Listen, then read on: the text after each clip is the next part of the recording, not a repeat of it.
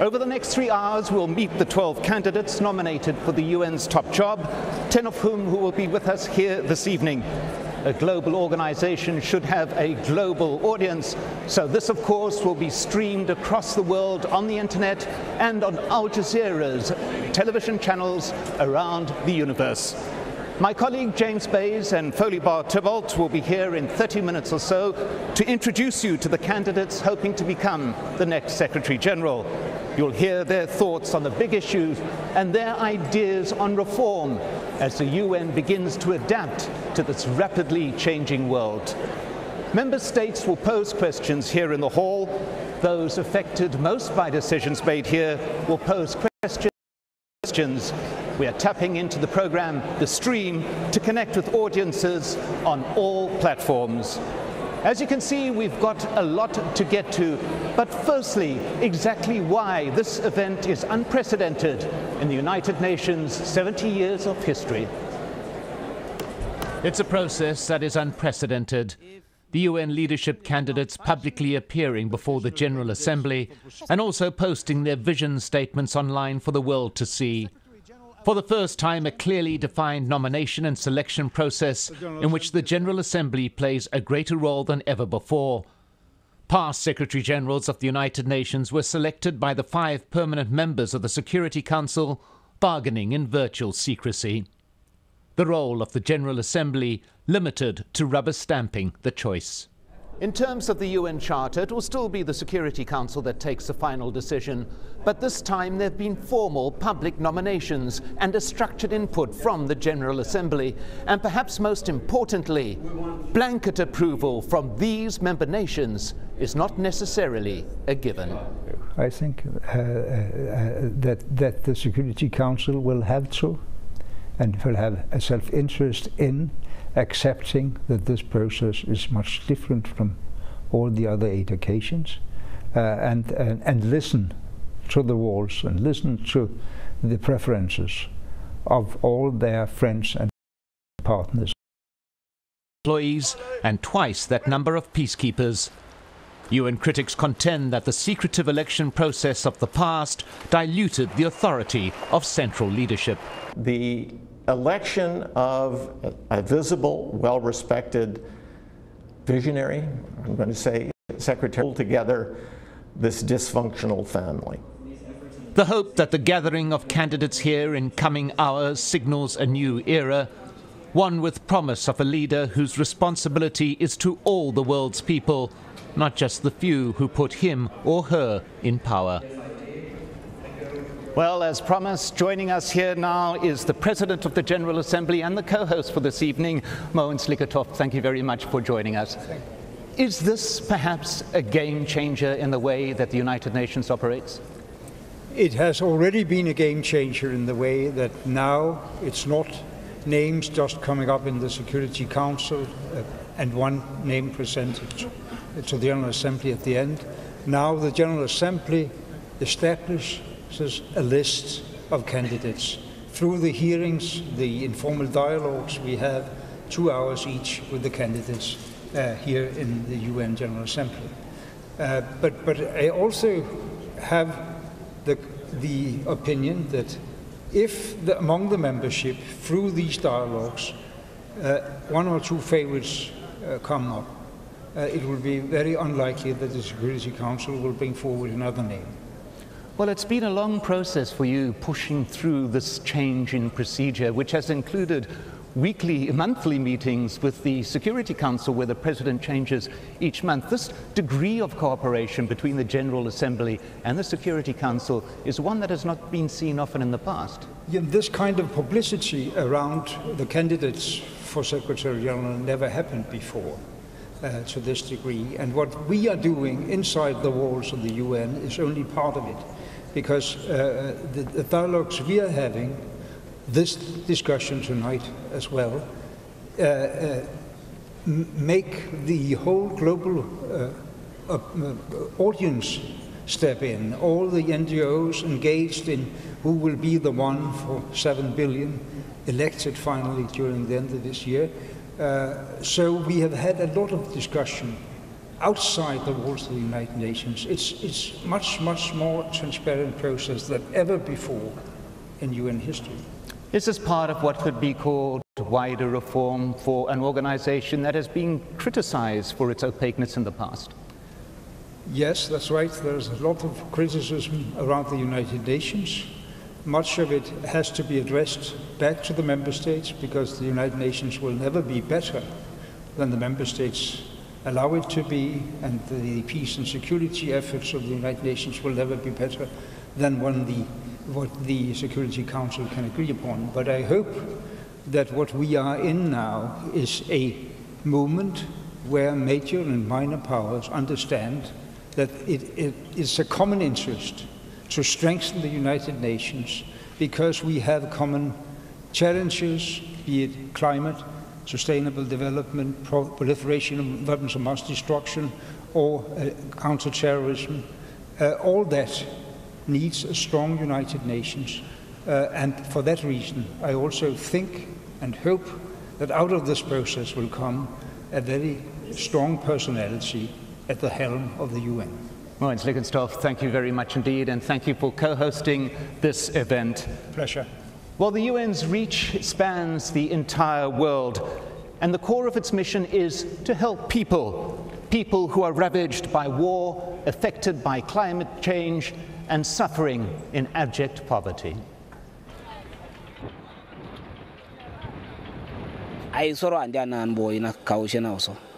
Life here is so difficult.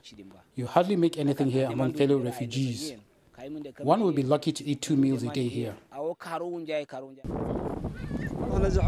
700 families escaped here when our area was. We're in this situation because of the Syrian government and the European Union. We're peaceful people. We love life. We're not terrorists.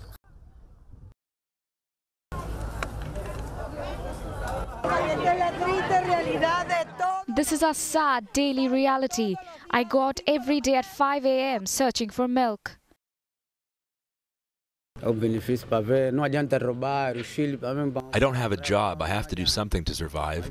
So I go to the wild and catch animals. There are no hospitals. The nearest one is 2 hours away. We have to walk there, even at night. No one is coming to help us. We just want our rights. We don't want anything else. We just want rights.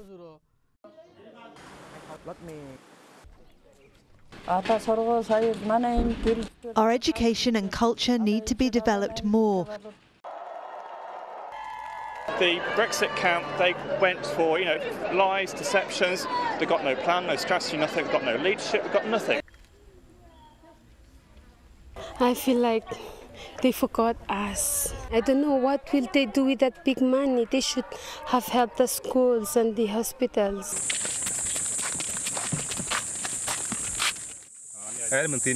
I am leaving with anger and sadness because hunger is forcing me to leave my homeland. If there was something to eat, I would not even think of leaving. Well, here's more on the candidates hoping to become the next Secretary General. They have diverse and distinguished backgrounds, including prominent roles in politics, education, and the private sector. Many have held leadership positions within the United Nations itself, and many have played significant roles in reforming their own countries. 6 candidates are women, and on a geographical basis, 7 candidates are from Eastern European states. Unfortunately, 2 of these candidates can't be with us tonight, and the Macedonian ambassador is here to read a statement from Surgeon Kerim. Yes, thank you. I will read now Mr. Kerim's message. Mr. President of the General Assembly, Excellencies, ladies and gentlemen, in my capacity as candidate for the position of UN Secretary General, I would like to express my regrets for not being able to attend the UN Global Town Hall with UN Secretary General candidates. Due to prior commitments related to consultations with UN Security Council members, I will not be in New York on the dates suggested. I wish you and the candidates a successful event and hope to have the opportunity to talk with you in the future. Concerning the high-level thematic debate on human rights, I will do the same as for the prior two debates, by contributing with comments on my web page. Human rights, together with the security architecture as well as the development agenda, are the three pillars of the United Nations. I have placed human rights high on my candidacy platform and consider today's thematic debate to be extremely relevant in bringing questions and concerns of vital importance for humanity. I thank you once again for the invitation and best of luck. With warm regards, Sujan Kerry. Thank you very much indeed, Mr. Ambassador. Miroslav Lacek from the Slovak Republic has recorded this video message. Good evening to New York, dear friends. I wish I could be with you tonight, but unfortunately it's not possible. The reason is that my country, Slovakia, is currently holding the rotating presidency in the European Union, and I, as the Minister of Foreign and European Affairs, have the responsibility to present our program and priorities to the European Parliament in Brussels, and it's happening exactly on the same day. So let me use this opportunity to say briefly about what I see as the priorities for our United Nations. My number one priority is peace, because United Nations means peace and it means hope. And speaking about peace, I want to stress in particular the conflict prevention and mediation, because by preventing conflicts, we save human lives. My second priority is development. We have done a very good job here last year, but now our responsibility is to turn this into practice, into real life. We have pledged to change the world in 15 years through the Sustainable Development Goals. And now this must be our priority, and the system must be adequately adjusted. My next priority is human rights, because every single person on this planet has the right to live in peace, security, and dignity. And the United Nations must be the guardian of these rights. And finally, to deliver on these and on many other goals, we need a professional and effectively working secretariat with people meeting the highest standards of professionalism and integrity. So with this, I would like to send you once again my best regards. I wish you a good discussion and look very much forward to seeing you in person very soon. Thank you very much. Well, every organization needs its watchdog, and the UN is no exception. Right now, I'd like to introduce the Secretary General of the human rights organization, Amnesty International, Salil Shetty. Thank you for joining us. Thank you. Firstly, to what extent do you think that this move, this change in procedure, constitutes real reform within the UN? I think the world is in a very difficult place right now. Hundreds of thousands of civilians have been killed, including doctors, medical workers. We have 20 million refugees in the world right now, unprecedented, and you have a very serious crackdown on dissent and civil society. So if this process of reforming the selection of the Secretary General doesn't lead to a more serious reform of the United Nations, we are in deep trouble, because there is a real loss of hope in the mainstream political leadership and corporate leadership. And we've seen what happened in Brexit. We are seeing what's happening in the US elections. So this time it's a real huge opportunity. Just to give you one example, the Security Council, we are dealing with new problems with very old mechanisms. The Security Council continues to abuse the veto, even in situations of mass atrocities like Syria. So, anytime Syria comes up to be referred to by the Security Council, Russia vetoes it. Anything to do with Israel is vetoed by the United States. And who suffers? Civilians. Hundreds of thousands have lost their lives. These countries, the permanent 5 members of the Security Council, have to stop using the veto voluntarily when it comes to mass atrocities. Is there a possibility that this transparent process, a more transparent process, will lead to a United Nations leader who perhaps will be stronger with those permanent members of the Security Council in order to push through a wider UN agenda and not just those of the permanent 5? I think we need somebody with a clear head. All jobs need people. It's a very complex job. We need somebody with a pure heart. The time has come for compassion, for healing, as much as using the head. But we also need somebody with a strong spine. And we've lacked that very often. Just to give you one example, very recently we've had the case of Saudi Arabia, who was in the list of countries who have abused the rights of children in Yemen, killing many, many children, their coalition, but they were taken off the list in the published list from the UN. And this is the issue, right? Countries who have power, who have money, can get away with a lot of things. So we do hope that this opportunity is going to be taken. We're going to get somebody who's going to stand up against injustice. Salil Shetty from Amnesty International, thank you very much indeed for joining us. Thank you. And thank you too for being with us this evening. We are now just moments away from tonight's international broadcast.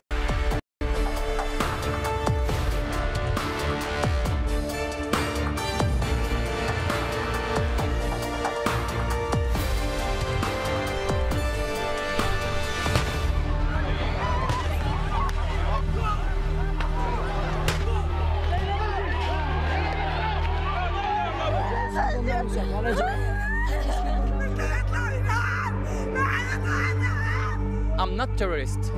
This is not terrorist. This is not terrorist. This is not terrorist. We are humans. Families in this part of South Sudan say they can't sleep out in the bush any longer.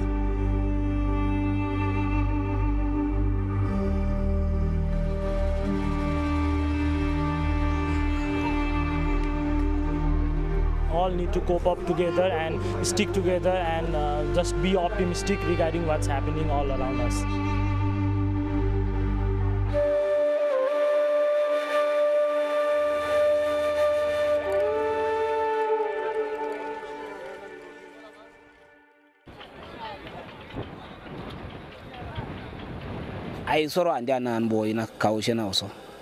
Life here is so difficult. You hardly make anything here among fellow refugees. One will be lucky to eat 2 meals a day here.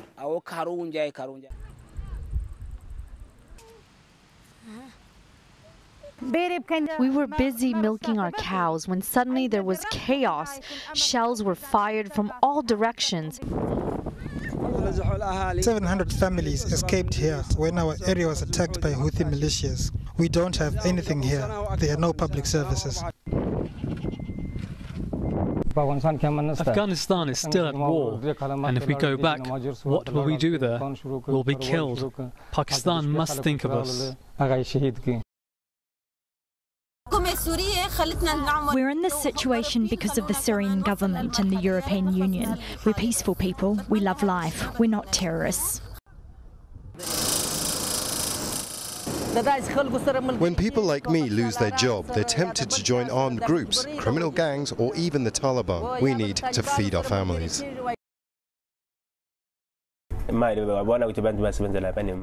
I know people I work for are very rich.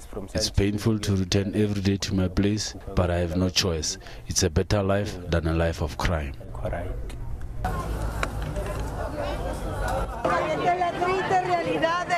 This is our sad daily reality.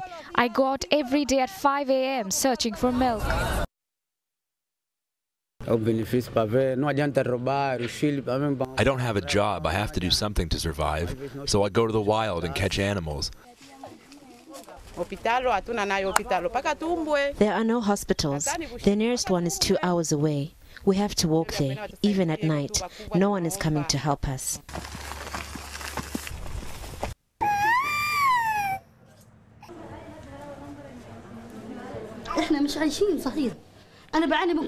This is no way to live.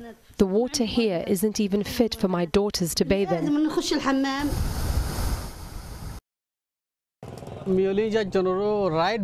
We just want our rights. We don't want anything else. We just want rights.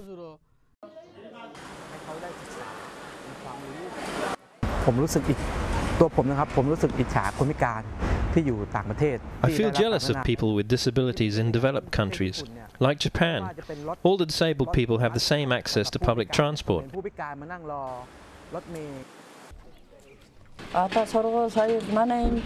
Our education and culture need to be developed more. The Brexit camp, they went for, lies, deceptions, strategy. There's no care for people. There's no care for pensioners. They know the elections coming up, but not really looking at the issues, you know, the things that are really concerned to the community. And people are being left out and not listened to. I feel like they forgot us. I don't know what will they do with that big money. They should have helped the schools and the hospitals. We see temperature rising about twice as fast as on the rest of the planet. And we see many changes in the ecosystems as a consequence of that.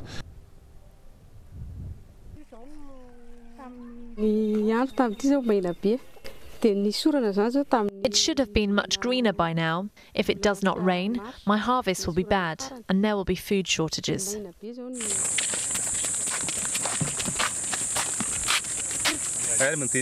I am leaving with anger and sadness because hunger is forcing me to leave my homeland.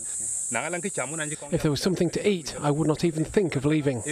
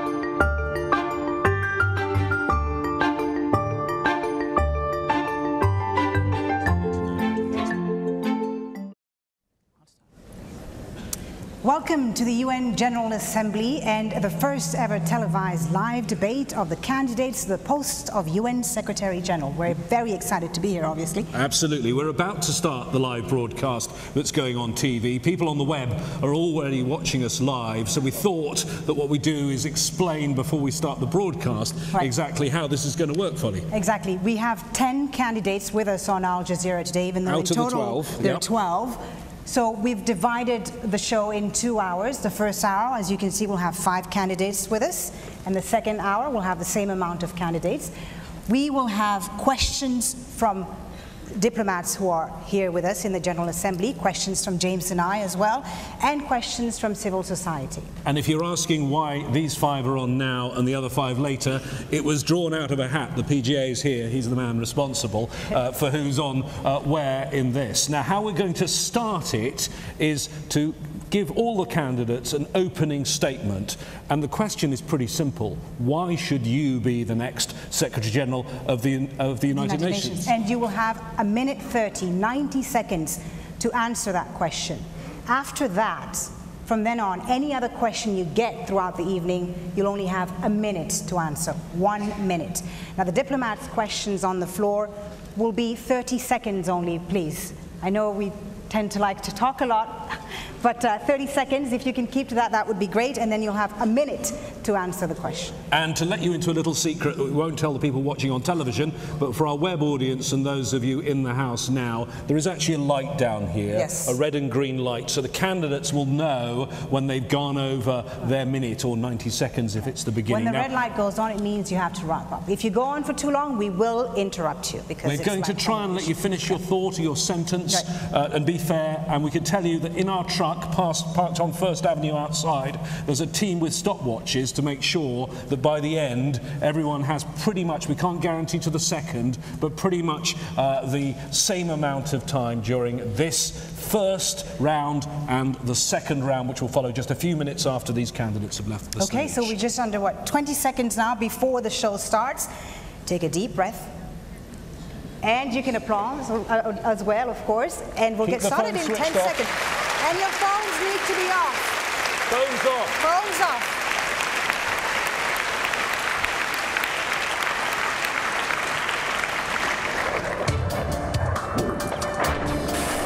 In the space of 24 hours, more than 60 people died. We're from Aleppo. We came from death in Syria. Typhoon Haiyan swept through central Philippines early Friday morning. It destroyed everything in its path. This is not just about religion or ethnicity. At the heart of this is poverty. Around 2.5 million people need outside help just to survive. And every morning I hope that it was a nightmare. Nepal has no choice. We want to liberate all the territory of Luhansk and Donetsk. We want to bring them freedom.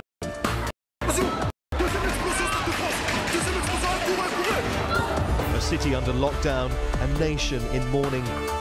France wakes up to a state of emergency. She was born with an unusually small head and her brain might not develop. It's a condition that's afflicting many newborns in northeastern Brazil.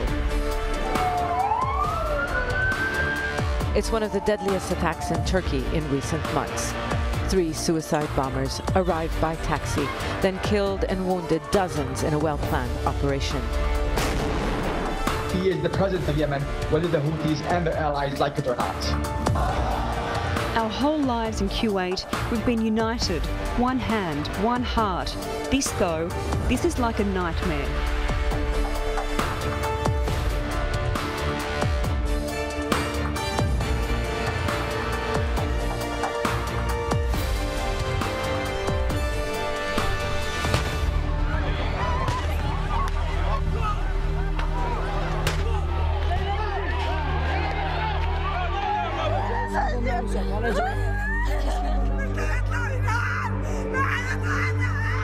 I'm not terrorist. This is not terrorist. This is not terrorist. This is not terrorist. We are humans. Families in this part of South Sudan say they can't sleep out in the bush any longer.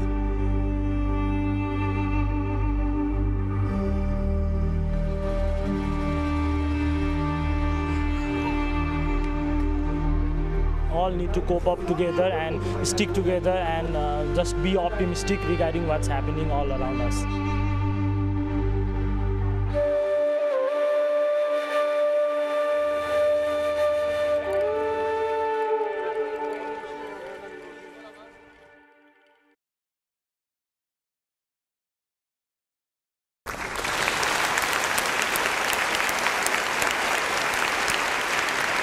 Susana Malcorra is Argentina's Minister of Foreign Affairs. She was also Chef de Cabinet for Secretary General of the United Nations, Ban Ki-moon. That, for those that don't know, is effectively the Chief of Staff.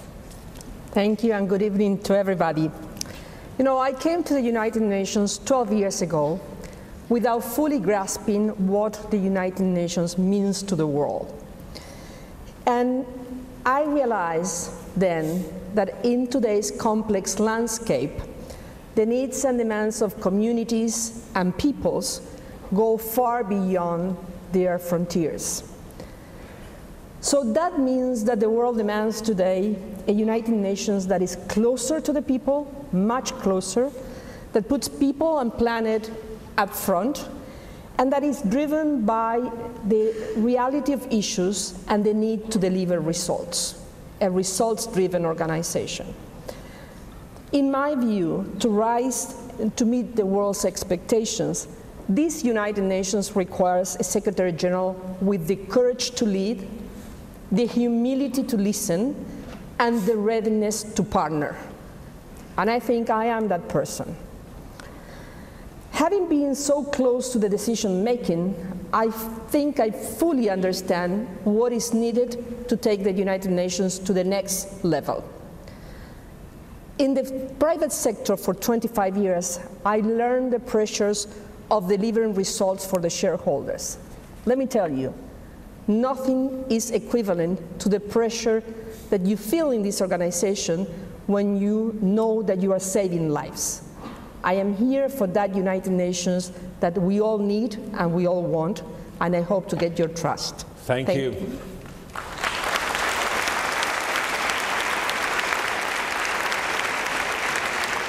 Vuk Jeremic served as the president of the 67th session of the United Nations General Assembly. He was also the foreign minister of Serbia. Well, thank you very much, this is a great privilege, first and foremost. Thank you, Mr. President, for according us this privilege. Ladies and gentlemen, we do live in an era of profound transformation that is unprecedented in scale and scope. Most of the challenges that are facing humanity in the 21st century are essentially global in nature. There's only one organization that we are going to have in our lifetime where we can hope to come together and address them decisively, and this is the United Nations. Now, not all is well at the United Nations, I'm afraid. There's a growing perception that some historic achievements made by this organization are becoming more and more overshadowed by the sense of stagnation and failure. Now, we've got to do something about it, and we've got to do it fast. I believe this is not a time for high rhetoric. I believe this is time for decisive action. And to that end, I decided to put forward a detailed public policy platform which I made publicly available for those of you who do not know. It contains 53 concrete commitments that I am prepared to carry out from day one in the fields of sustainable development, climate change, conflict prevention and peace operations, human rights and humanitarian relief, and the organizational reform itself. I believe we need to change. I believe we need to have a clear plan on how to do it. I believe I have a plan on how to do it, and that's why I'm here. Thank you very much indeed.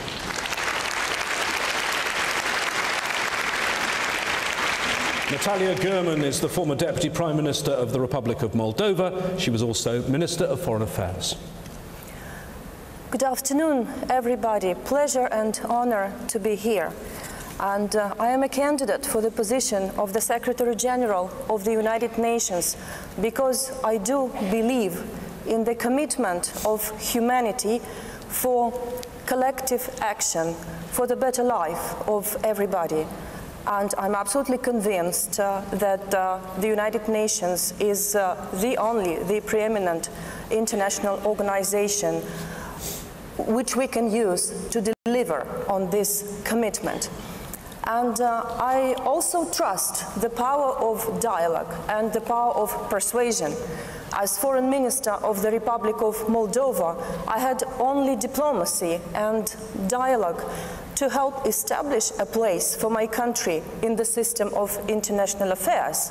And I also bring the first-hand experience of identifying the common ground, even amidst geopolitical tensions, where others might see only differences that serve nobody. And even if I am aware that very often a Secretary General should manage disunity, I think we should all strive for finding common ground and finding unity. And we need this unity whether we are to stop wars and conflicts, tackle the scourge of international terrorism, work on international development, or ensure the highest standards of dignity. This experience I am bringing to the service of the organization and to the service of humanity. Thank you.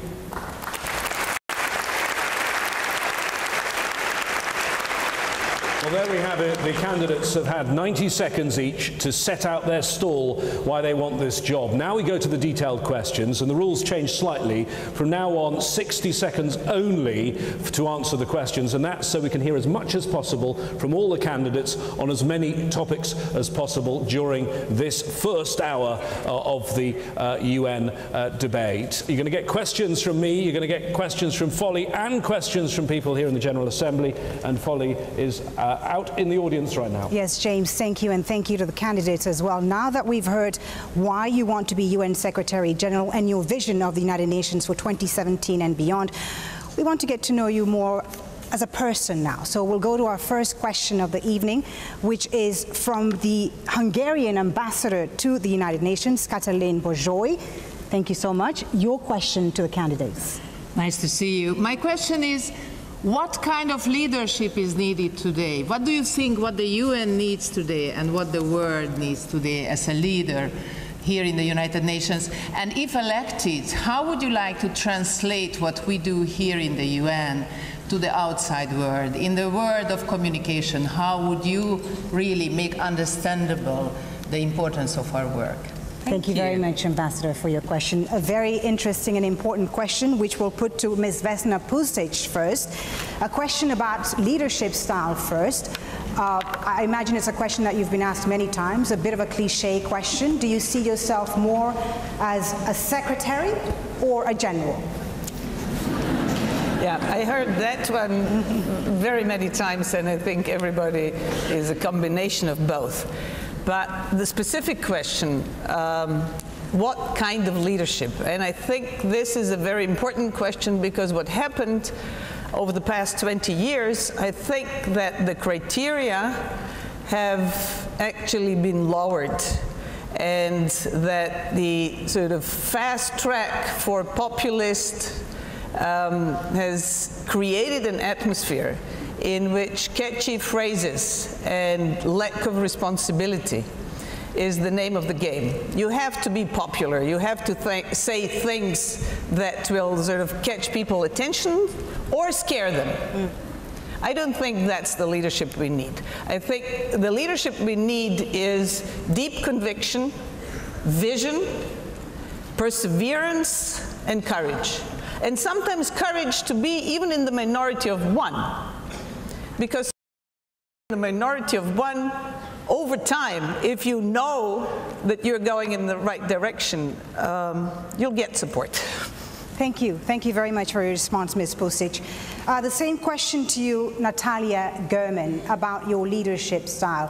What kind of a diplomat are you going to be as a Secretary General? Are you going to be a quiet diplomat, as we've seen in the last 8 years at the UN, or are you going to be more of an aggressive one? Thank you. On the issue of Secretary or General, I made myself very clear at the informal debates in the General Assembly. I'm planning to be the General of the Secretariat and UN system and the Secretary of the Member States. And this is the leadership that I have in mind, because it does require a change of the mindset. You have to be proactive and not reactive, and you have to be this moral commitment and moral authority to articulate to the citizens of the world the problems and the challenges that otherwise would never be articulated.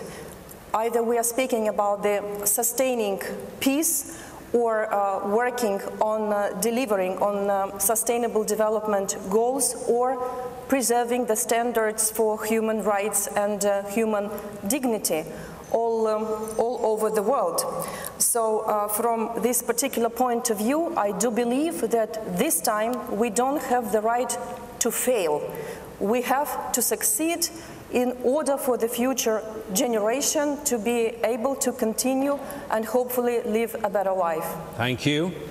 Next question for Antonio Guterres, and it's a question about the skills of the Secretary General, and you know the current Secretary General much better than me, but I've interviewed him a fair few times. He's a tireless worker, but many have criticised perhaps his communication skills. How are you going to communicate the message of the United Nations, and how perhaps are you going to use the new forms of communication? For example, social media, which maybe allows you to communicate beyond the halls of the UN directly with the people. Well, first of all, I do not intend to criticize my predecessor. I think he has made a fantastic effort and a remarkable job.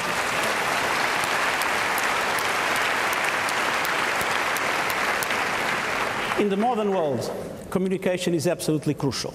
And a serious problem we have in the UN, like other international organizations, is that there is a kind of a cipher language that nobody understands except those that live in the organization. So what we need is to translate the many important initiatives the UN has, the many important things the UN does for the world, into a language that everybody understands. And this, to be honest, is what I've done all my life, especially as a political leader in my own party and in my own government. We need to speak clearly, we need to make people understand, we need to speak with the language that everybody uses. But leadership is not only communication. Leadership is essentially substance. You can never win a battle by communication if the substance of that communication is not embedded in the values that are necessary in today's world. Next question is for Vuk Jeremic.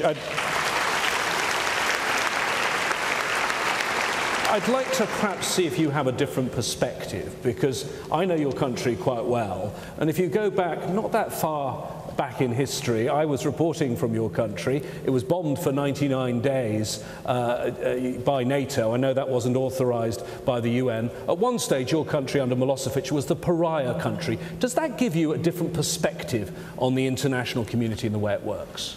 Well, basically, when I was a young man, I witnessed the consequences of the catastrophic failure in diplomacy and the surge in poverty and absence of the rule of law. So I witnessed it firsthand, and as a young man I did fight for democracy and for human rights myself. I worked hard so that Serbia together is a democracy. But today here I am speaking for the wider audience and about the wider questions that relate to what kind of leadership we need in the United Nations. I believe we do need an action-oriented leadership, people with concrete plans. I think that having served in the UN, having been elected to preside over this chamber a few years ago, I've heard too many UN speeches. And I think this is not a time for high rhetoric, but action and concrete goals. And I think that in order to be able to inspire again humanity in the way that this organization was inspiring it in the last century, we need to make it more transparent and more accessible to the peoples of the world. Thank you very much for that answer. We are going to move on to our next section of questions, which is about conflict and crisis. And there is so much to talk about here when you look at the situation in the Middle East, in Syria, in Iraq, in Libya. We'll come to some of those in a moment, but I think we should start with a situation that's in the news right now, the appalling things we've seen in the last 5 days in South Sudan. Susanna Malcorra, bloodbath on the streets, over 300 people dead, and yet there's UN peacekeepers there, plenty of UN peacekeepers. They're locked down in their bases. Should they be locked down in their bases, or should they be doing what they're mandated to do, protect people? What's your view? Well, first of all, it's deeply disturbing what is happening in South Sudan. That nation was brought to life through the fight of their people, but also with the full support of the international community and the United Nations. Otherwise, it wouldn't have happened. And what you see there is a total lack of leadership to take the nation forward. I mean, the infighting between the different leaders is the reason for this. It's the notion of not having a view for the future of their people. I think it's clear that the mission in South Sudan has a mandate to protect people. It's not mandated to fight or to see how to stop the fighting between these two parties within the party. But it's also true that there is a need for a solution to that. So my sense, and I understand that's the case, the Security Council is discussing this. We need to find a way to strengthen and to find alternatives to what is in the ground today. But in the end, it is in the hands of the leadership of South Sudan to decide that they own that country and they owe it to their own people. Next question to Vesna Prusic. The UN went there to try and nurture the world's newest country. What went wrong? How much of the blame is on the local political players? Is there any blame on the United Nations in your view? I guess there is sufficient blame to go around, actually. Something that I think happened, and not only in South Sudan, but I think we've seen it in many places around the world, that there was no sufficient understanding of the nature of that society and the nature of that country. I remember that many years ago, when the situation in Iraq was discussed, there were Shia and Sunni in Iraq. And to some extent, this is also the situation in South Sudan. It is a divided society. It always was a divided society, and it was approached to some extent as a society that when they see institutions of democracy, they will all fall into place. This is not the case. You need much more, not only soldiers on the ground, but actually, activists, politicians, people with hands-on being present in a country like that. Thank you very much for that. We are now going to take another question from one of our distinguished guests here in the audience on the floor of the UN General Assembly. And we're going to hear from the Justice Minister of Senegal now, Mr. Sidiki Kaba, who is going to be speaking in French, and I will translate afterwards the question to you. Merci. La justice internationale est considérée par certains comme sélective et discriminatoire à l'endroit de l'Afrique, dont les représentants sont les plus nombreux devant la Cour pénale internationale. Quelles actions comptez-vous entreprendre pour changer cette perception négative? Et que comptez-vous faire pour convaincre les grandes puissances et les autres États concernés qui n'ont pas encore ratifié le statut de Rome pour qu'ils le fassent afin qu'il y ait une justice universelle effective? Je vous remercie.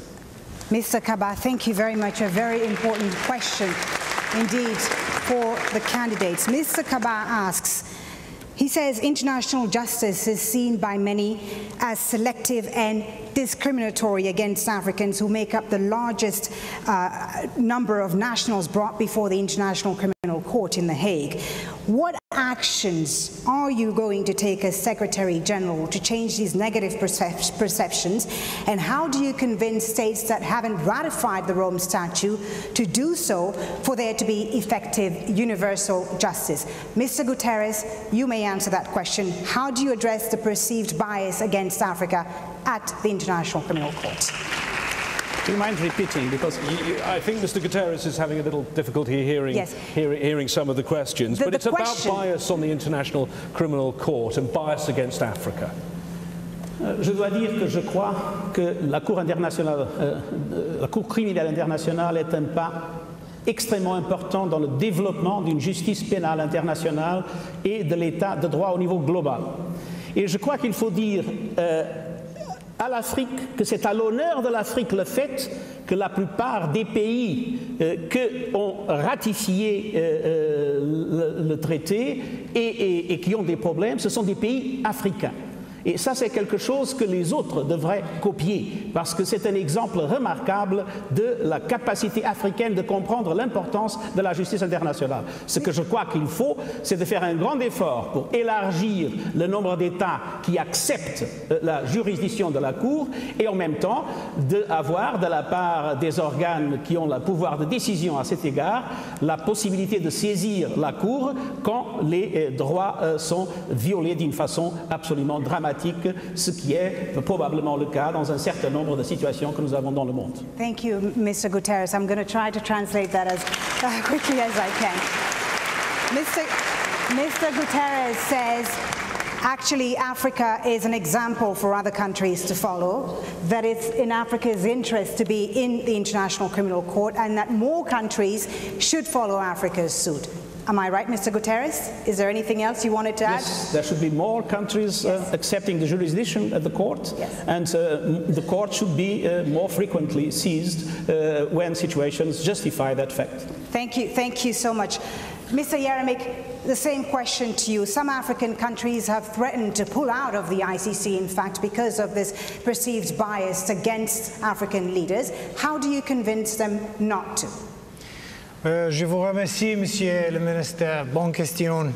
But I am asked to answer it in English according to the rules, I believe. I think we prefer to have you all in English. I did actually take up this important and delicate question when I served as President of the United Nations General Assembly.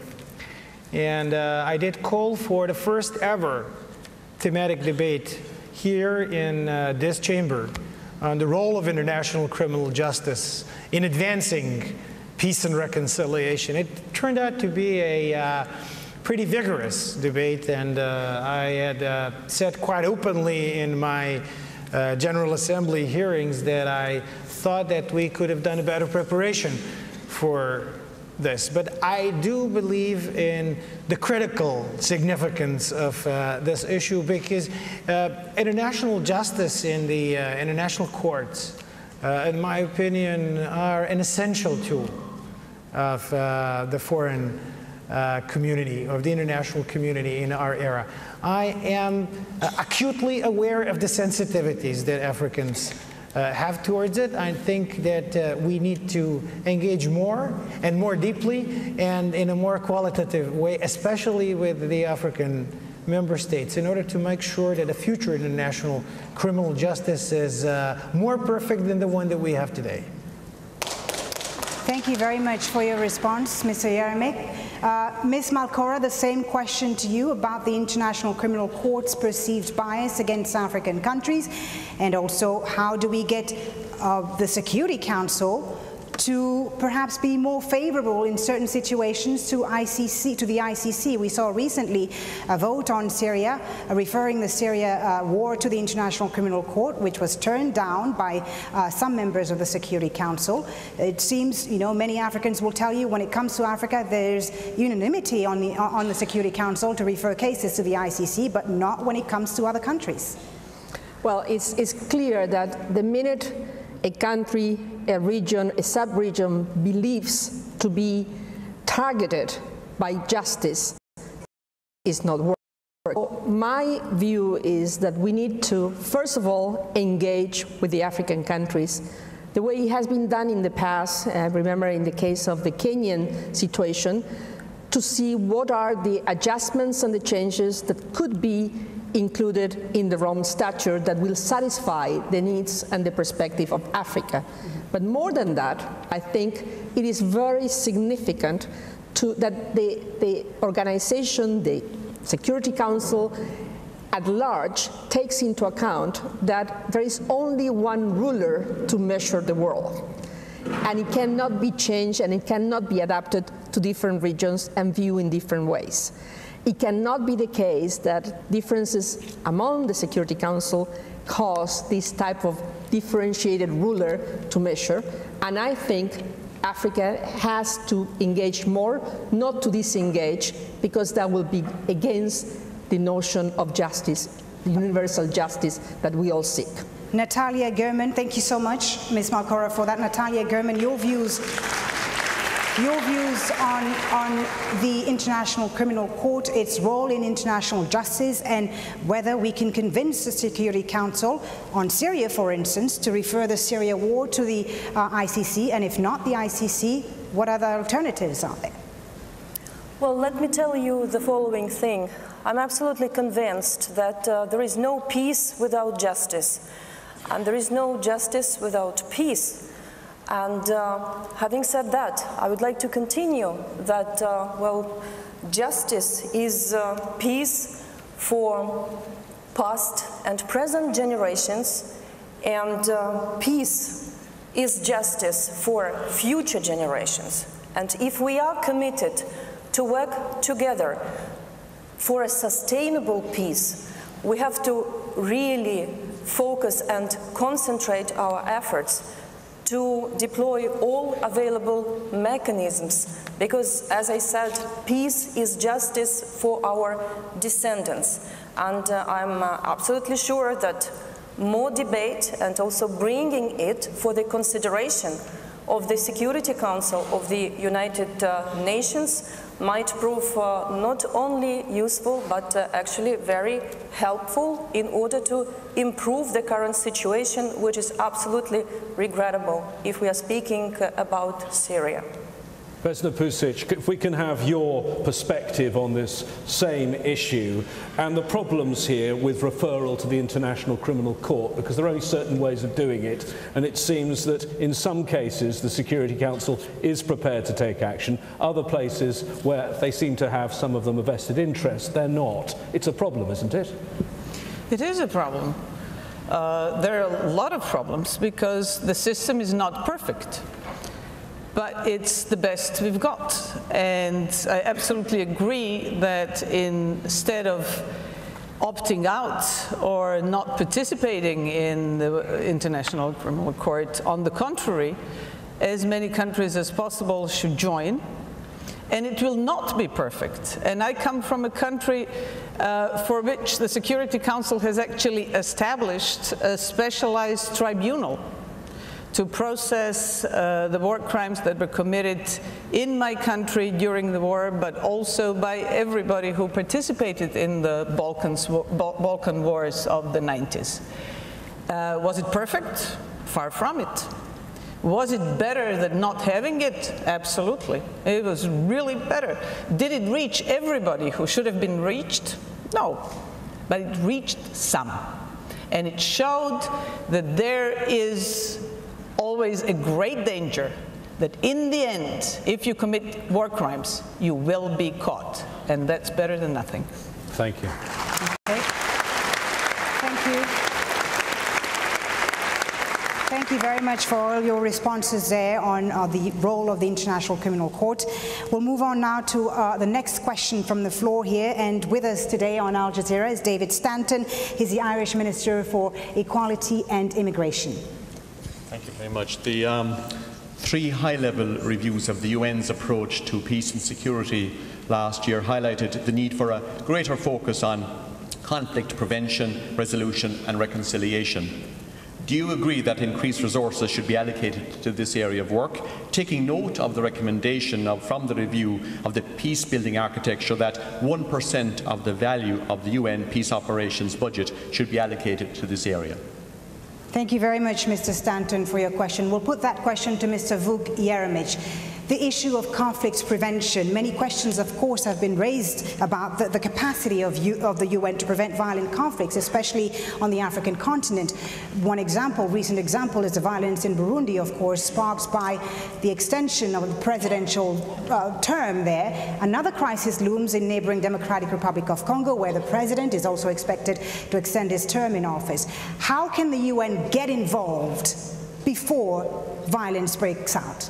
Well, actually, I believe that far greater resources need to be devoted to conflict prevention. And it's not only enough, in my view, to say, yes, we need to do more of preventive diplomacy, because it's kind of obvious, but also to lay out concrete options as to what to do about it. And in my platform, I lay out a very detailed plan on how to, for example, move 20% of staff from the New York offices down to the field, so that There's less paper shuffling in New York and more engagement on the ground with the parties so that the conflict is prevented. But I think that the essential element of the future peace operations arm of the United Nations needs to involve a significant overhaul of the peace operations. I think that we need to create an entirely new stabilization new generation of stabilization missions that are going to be able to have a much more robust rules of engagement and that are not going to be in a situation that, for example, the guys in South Sudan were over the last 2 years. Unless we transform into something much more robust what we have as a peacekeeping arm of the United Nations, we're not going to be able to serve the nations in the 21st century. Vuk Jeremic, thank you very much. We're talking about conflict prevention. Let me try and use, Natalia Gurman, a concrete example, and perhaps it shows the difficulties here. Diplomats I've spoken to say what they see in the Democratic Republic of Congo with an election coming up, and it's not clear whether President Kabila will stand in that election, as a slow-motion car crash, but no one knows how to stop it. There is a problem here, isn't there, when conflict prevention and national sovereignty clash?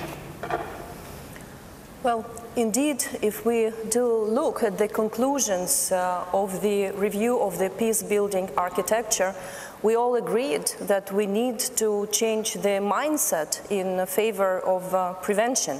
And prevention needs to be very clearly articulated and spoken about. And this is where I see one of the major tasks of the Secretary General of the United Nations, also including alerting about the dangers of doing nothing, of not doing enough. And countries and communities where we invested in peacekeeping relapsing into conflict or tensions, such as the case that you brought. But you also have to think about sustainable peace. And sustainable peace does cost. So we have to commit enough resources.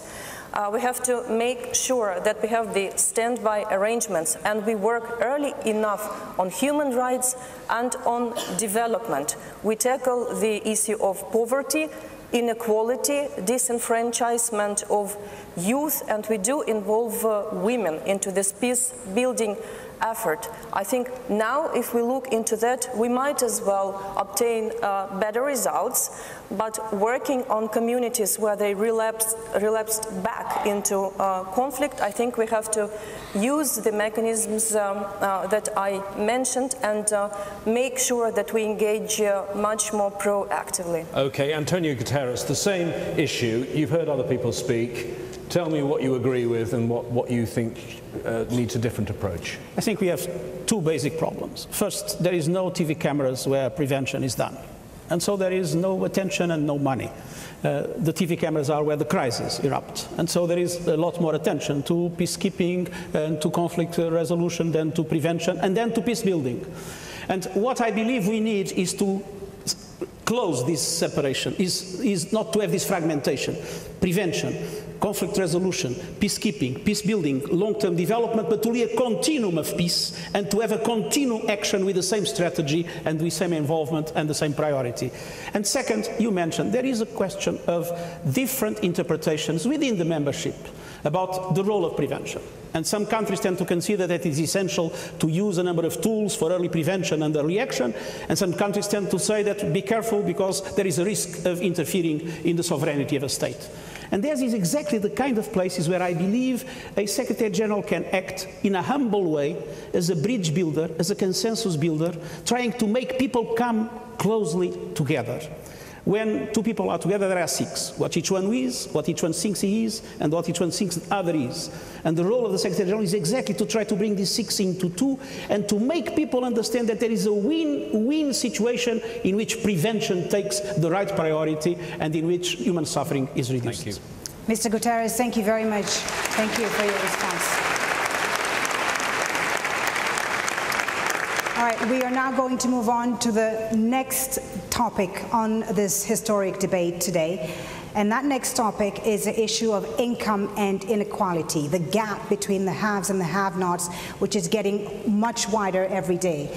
Now, at issue, of course, and the consequences of this is the mass migration of people, as we've seen, from North Africa and Sub-Saharan Africa into Europe, from the Middle East into Europe, also of concern, human rights, and gender issues, as well as the question of climate change and how it affects the most vulnerable people in the world. So let's hear now from one more guest here with us today on Al Jazeera. We have Bahamas' Minister of Foreign Affairs, Ms. Sharon Brennan-Haylock.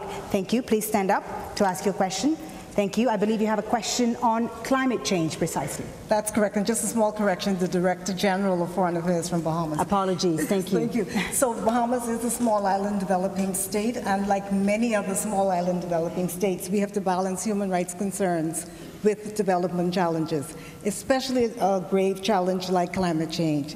So my question to the candidates are, if you're elected, what do you envisage is the role of the Secretary General in advancing climate change action and converging this with the Sustainable Development Agenda and human rights?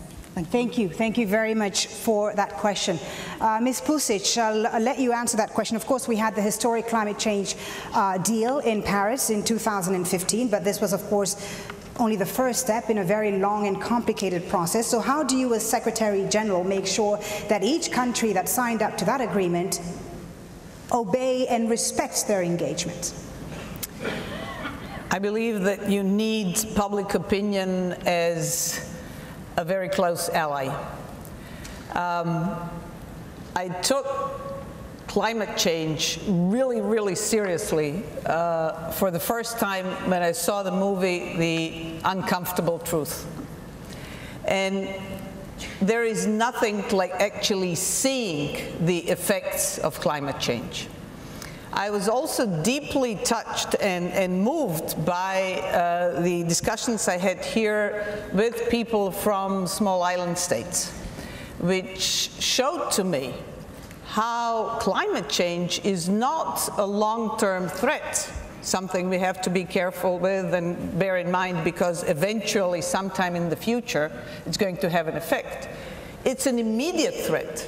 It's like nuclear weapons on some level because it's actually raising the level of the sea where they live. So I would say public opinion is an extremely important ally here. Make people see the effects and get support to act with member states. Would you sorry, apologies, just a follow-up quickly on that. Would you as Secretary General name and shame countries who don't obey and who don't respect their engagements? I would rather go and talk to leaders and societies, but also make sure that this is seen on film, on documentaries, on data, that this is something that people can relate to as reality rather than an abstract information. Thank you. Vukjanovic, we're going to ask you about this too. Last year, very historic. Yes, the climate change deal and the Sustainable Development Goals, but of course all of these things that people commit to are only good if they live up to them. As Secretary General, how forthright are you going to be? Well, as a matter of fact, I believe that this is the overarching challenge of our generation. And the two historic documents that were reached last year, that one of the first and foremost roles for the Secretary General is to make sure that they become a reality. And this is why I commit basically half of my platform to some concrete action that I intend to take to this end. But I agree with Vesna that Secretary General has to be a cheerleader in chief when it comes to the fulfillment of this. But it has to be also very oriented towards the nationally determined contributions, the NDCs that were agreed when it comes to Paris in particular.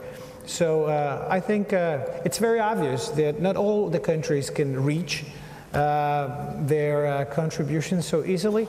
I think that the role of the United Nations and UN country teams in particular need to be to engage with those countries to make sure that their nationally determined contributions are reached. And, but I think that we also need to engage with the private sector. because the fusion of green technologies and general partnership when it comes to this generational issue has to be put in place in order for these two grand agreements to be more than just a piece of paper next year. Susanna Malcorra, these are things that are beyond the headlines. They were headlines when it happened, when those deals happened, but these are more important than some of the stories we do day to day on the news. Tell us your perspective. Well, you know, it's very interesting because that shows the United Nations in different aspects. One is what happens in these rooms, in these halls, that sometimes shapes the future of the world if well done, and that is an amazing contribution of the United Nations. But going to the point of whether the ESG should blame and shame or not, it's very interesting because people tend to believe that the Secretary General is the President of the United Nations of the world, and that's not the case. He is, or she is, just the Secretary General that serves 193 countries and has to have an inspirational leadership that gives the moral stature that for him or for her to move the agenda forward that has been agreed in these halls. I was very struck when we signed the commitment of the agreement here in this very same hall a few months ago, that everybody agreed that it was short of what we need to do. So for me, the pressure has to be there. The Secretary General has a role to retain that pressure. And without any doubt, there is a need to follow up with a measurement system where member states challenge themselves and measure themselves objectively. Thank you very much.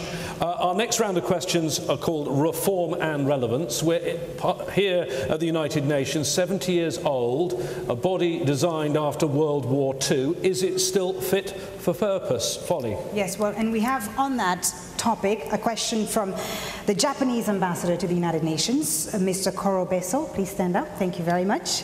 Thanks for being here. Your question to our candidates today. Yes, today we've already talked about the need for the United Nations to reform itself, and I think at the core of that is the need for the Security Council to reform itself. It has been called the unfinished agenda of the United Nations. Past Secretary Generals like Mr. Boutros Ghali and Mr. Kofi Annan have taken initiatives as Secretary General to move forward the process of Security Council reform. What are your views, and how would you take initiative as Secretary General to move this process forward? Thank you very much, Ambassador, for a very important question, in fact, because many people will tell you that the United Nations really does not represent the geopolitical realities of our world today. I mean, both Latin America and Africa do not have permanent seats on the Security Council. As the Ambassador said, there have been many reforms proposed since 1993 to change that. So to Ms. Gurman, perhaps first, what would you do to move the needle on Security Council reform? From my point of view, to be fit for purpose means to deliver on the values and principles reflected in the Charter of the United Nations. And this organization has proved itself to be a very adaptable body and adaptable mechanism, reforming itself when the need was there. So in case we are not fit for purpose, meaning we are not delivering on the commitments reflected in the Charter, we will continue the reform process, and it would involve obviously those bodies and those units, programs, agencies in the United Nations system that need to be reformed to deliver on the commitments reflected in the Charter. Antonio Guterres, I'd like your take on this. And how difficult is this issue for a Secretary General, talking about reform of the Security Council? It gets to that quite difficult relationship between the Secretary General and the Security Council. I would like to clarify that I am not here as a candidate for the Security Council, but as a candidate for Secretary General. And having said so, I would repeat what Kofi Annan said. Kofi Annan said that the reform of the United Nations would not be completed without the reform of the Security Council. I think he was absolutely right.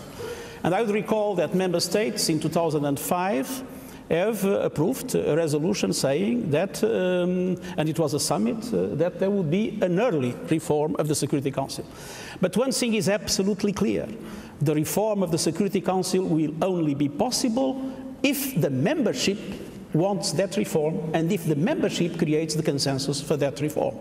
I think that the Secretary General would welcome anything that would move in that direction and would be very happy to support it, but there is no way the Secretary General can replace the membership on this issue, as in many other issues, and this debate proved that the Secretary General, as it was said, is not the Commander-in-Chief of the UN. It is essential that all bodies of the UN are able to work together better in the future than sometimes in the past. Thank you very much. Vuk,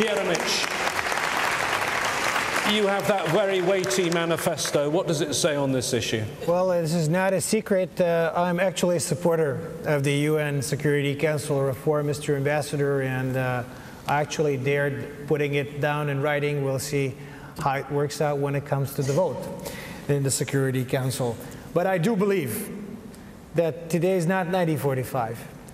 And I do believe that there is a need for change in many of the parts of the United Nations system. I will be advocating this change, and I will consider it a failure if my successor is elected by exactly the same Security Council as the one that will elect me towards the end of this year. But there are many other parts of the UN system where the Secretary General has a much greater and much more direct set of powers and responsibilities, which I intend to use amply, especially when it comes to the reform of the Secretariat.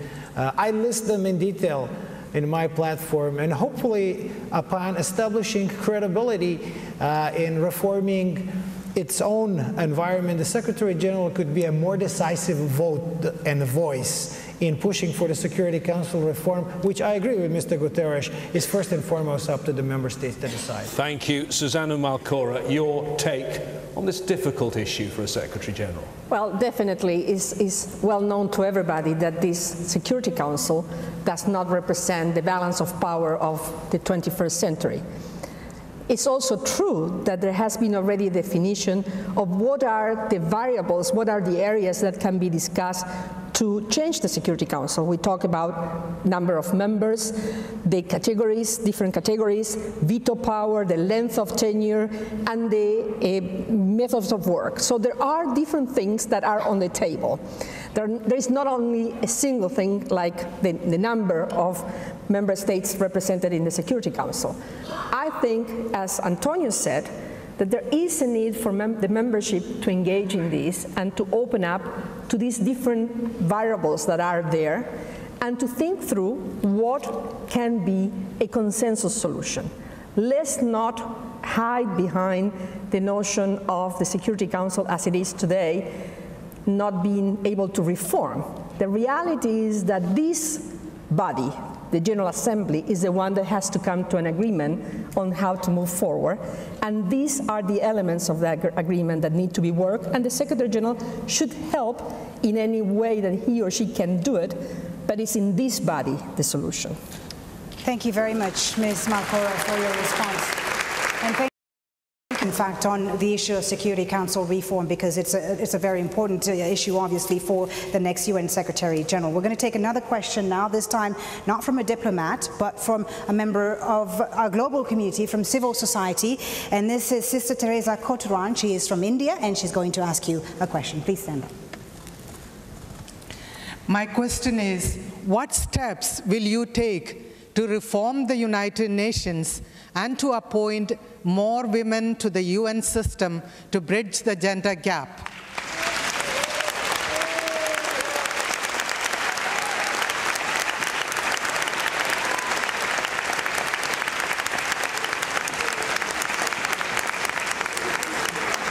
Malcorra.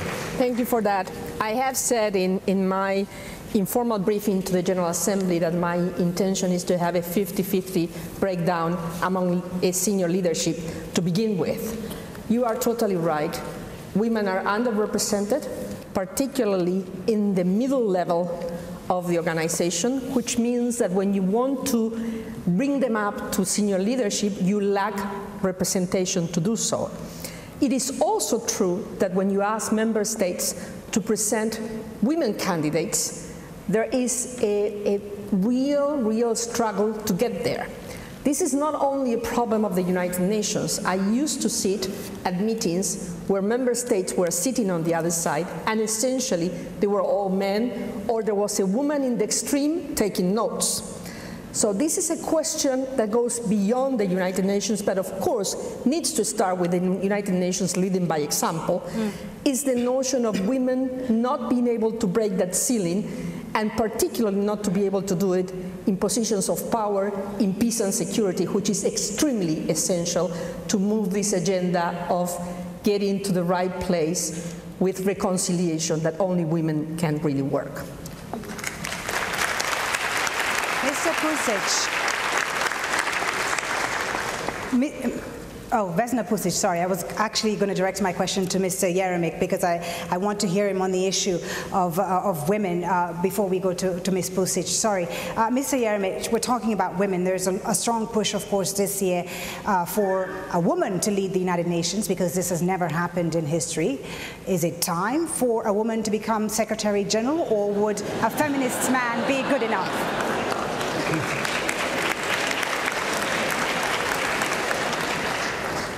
Well, I believe that this election has to be a turning point for the role of women in this organization, come what may, whoever wins in this race, because I think this is much more, there's much more beyond who's going to be the first face of the United Nations. And this is why 11 out of 53 promises and commitments that I had made publicly available relate to women's rights and women representation in the United Nations system and beyond. I actually have committed myself to 50-50 gender parity from day one in the appointment of Undersecretary Generals or above. I put forward the concrete plan for a 5-year transition to full gender parity when it comes to SRSGs, deputy SRSGs, and country team leaders. But it is much more only than just representativeness. It's about equality of women's rights. It's about the quality of career of women in the UN and beyond. I think this, if I get elected, this is going to be one of my foremost priorities as Secretary General. Thank you very much, Mr. Jeremic. Ms. Antonio Guterres, how would you advance gender parity within the United Nations? I think there are 3 key questions. First, to move in all our policies from a perspective of simple protection to a perspective of empowerment of women. And this is true across the board, in development, in humanitarian, in human rights, in all aspects. Empowerment is the way. The protection is absolutely essential, especially when we see those horrible violations, namely when peacekeepers themselves violate women, but protection will only work fully when empowerment will be the priority. Second is to mainstream gender on all policies instead of just focus on women. And third, in the appointments, to have a policy of parity. And again, in my vision statement, I said very clearly we need to have a clear roadmap with benchmarks and targets, because we have already that policy, but it didn't work. So now we need to be clear benchmarks, targets, and independent evaluations in the way appointments are made from top to bottom, starting by 50-50 at top level. Okay. Thank you very much, Antonio Guterres. Maybe worth reminding me, as I ask Natalia Gurman for her take, that back in 1996, the UN General Assembly in a resolution asked for a 50-50 split between men and women for all top jobs by the year 2000, and currently the figure works out at just 22%. What's your view on this issue? I believe that the best proof that we are determined to change the current situation would be the selection of a woman as next Secretary General of the United Nations. Because we have to lead by example, and we have to show the model of how things should be done in the world and inspire the member states to proceed in exactly the same way. We did not deliver on that commitment. We did not deliver actually on the Millennium Development Goals, one of which was the gender equality and gender parity. I think we still have a very long way to go, but we have to start now. And one of the issues, of course, is the participation and representation, first and foremost, in the decision-making process. And here in the United Nations, I would change the way the recruitment policy functions, because I would rather postpone appointment for important, even senior management positions if I don't have enough professional and qualified women candidates, and I would appeal to the member state to present me with good lists of such female candidates. Thank you very much. Now, we're coming very much to the end, and because we're running out of time, I do want to give you all a last word. We're going to cut it now, the time down to 30 seconds, and we'll start with Vesna Pusic. Your final thoughts. I will not make my final statement now. I will answer the question you have not asked me, but I wish you had. So I will answer the question about women in positions, in public positions. And first, I happen to be a woman. I don't think this is enough. I happen to be a feminist, and I think this is important. And it's important not because life is more important than male experience of life. But the UN was dominated for 70 years with 50% of experience of what life is. And I think we need to add the other 50%. Antonio Guterres. Now, just to say that I had the enormous privilege to serve in the UN for more than 10 years as High Commissioner for Refugees. You can't imagine what it is to be able to devote myself to the most vulnerable of the vulnerable. But you can't imagine the terrible frustration it is to see people suffering and not to have a solution for them. And this was the reason why I believe I had the obligation to present myself as a candidate to Secretary General. Susanna Malcorra. This is a time where we need to inspire. The United Nations needs to inspire its own people, its own staff, and it needs to inspire the world, the people outside. Because we know that without the United Nations, we have no option, we have no alternative. So I think we need a leader that can have that inspiration, that at the same time has the humbleness to listen, and has the obsession to deliver. I think I can do that, and having been at the center of the United Nations and the power making of the United Nations, I am convinced that I bring value added to. Vukjanovic. Well, I'm afraid that we are not so lucky to be living in easy times, and that some of the challenges and some of the choices that we will have to make are going to be pretty difficult. But I do nonetheless have high hopes, because I do believe in human resilience, and I do believe in the United Nations. But if you think that we need here in this organization business as usual, and if you want more of the same old things, more of the same old faces, then I'm clearly not your candidate. But if you do share my hope of a rejuvenated, reinvigorated, agile, and transparent United Nations, then I ask you to support me so that we can try and together build an institution that we will feel proud to endow. Natalia Gurman, please. If I'm the next Secretary General of the United Nations, I would never cease to articulate that whatever we do in this organization, we have the people. And if we manage to bring back relevance of the United Nations to the people of the world, win their hearts and minds, we have actually created this very strong and stable partnership, which translates into ownership. And if all of us feel ownership in the objectives of the United Nations, then this will be the recipe for success. Thank you. Natalia Gurman, thank you very much. And that's where we end the first round. The first 5 candidates, we've been giving them some tough questions. Yes. We had some interesting but eloquent answers. And coming up next, in not too long, we'll have 5 more candidates to the post of UN Secretary General who will be joining us, asking the same questions. Some of them will be different, but most of them will be the same. Thank you so very much for participating in this debate. And while we wait, viewers to Al Jazeera can get a backdrop to this debate.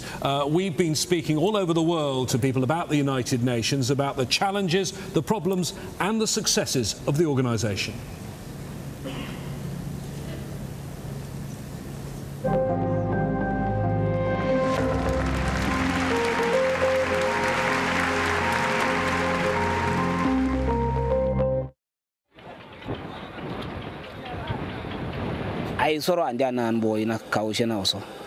Life here is so difficult.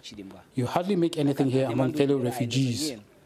One will be lucky to eat 2 meals a day here.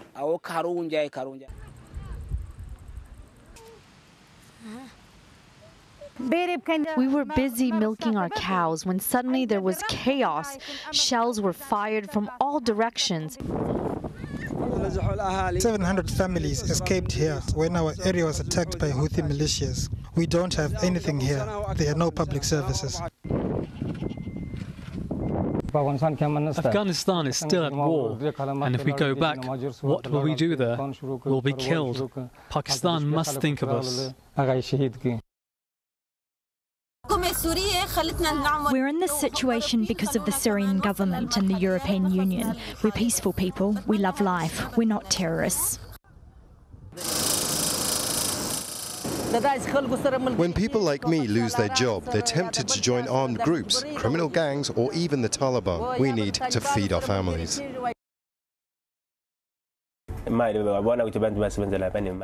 I know people I work for are very rich. It's painful to return every day to my place, but I have no choice. It's a better life than a life of crime.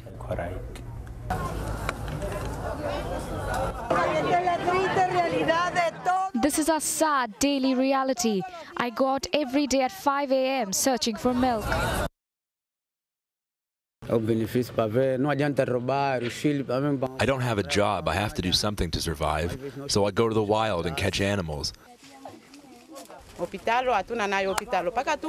There are no hospitals. The nearest one is 2 hours away. We have to walk there, even at night. No one is coming to help us.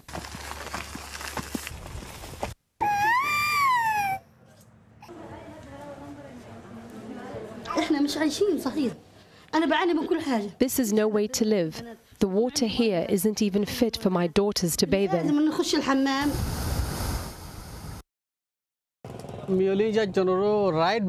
We just want our rights. We don't want anything else. We just want rights.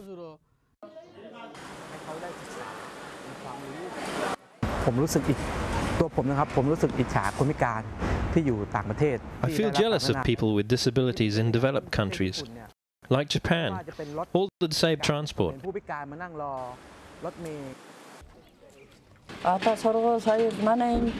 Our education and culture need to be developed more. The Brexit camp, they went for, lies, deceptions. They've got no plan, no strategy, nothing. They've got no leadership, they've got nothing. There's no care for people. There's no care for pensioners. They know the elections coming up, but not really looking at the issues, the things that are really concerned the community.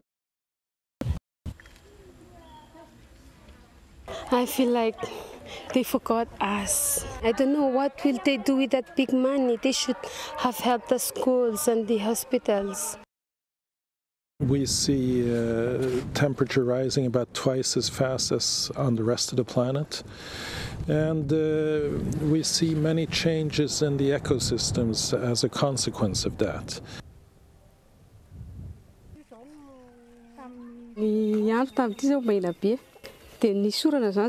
It should have been much greener by now. If it does not rain, my harvest will be bad, and there will be food shortages.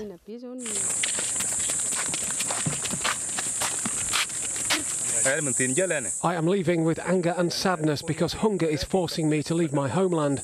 If there was something to eat, I would not even think of leaving. In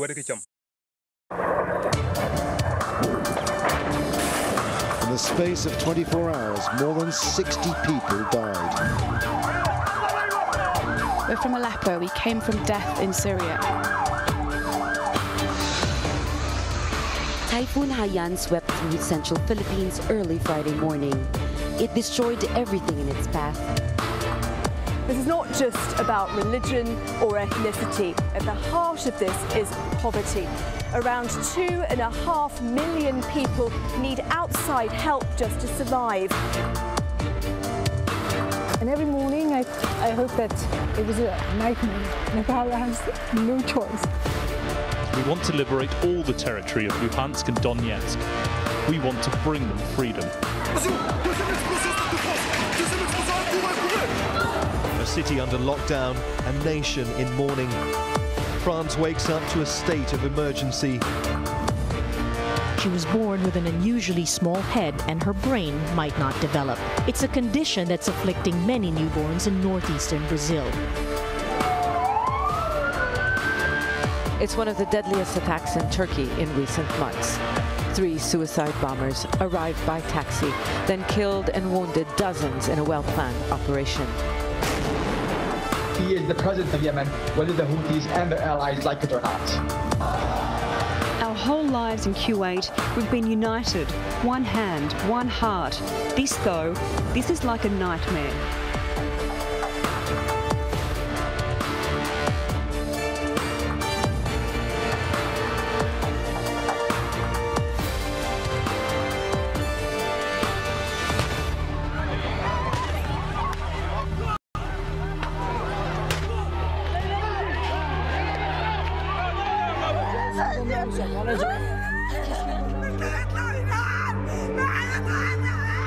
I'm not terrorist.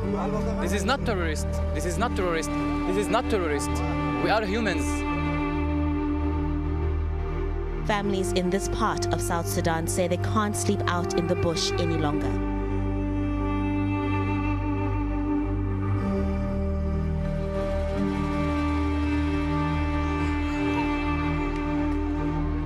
All need to cope up together and stick together and just be optimistic regarding what's happening all around us.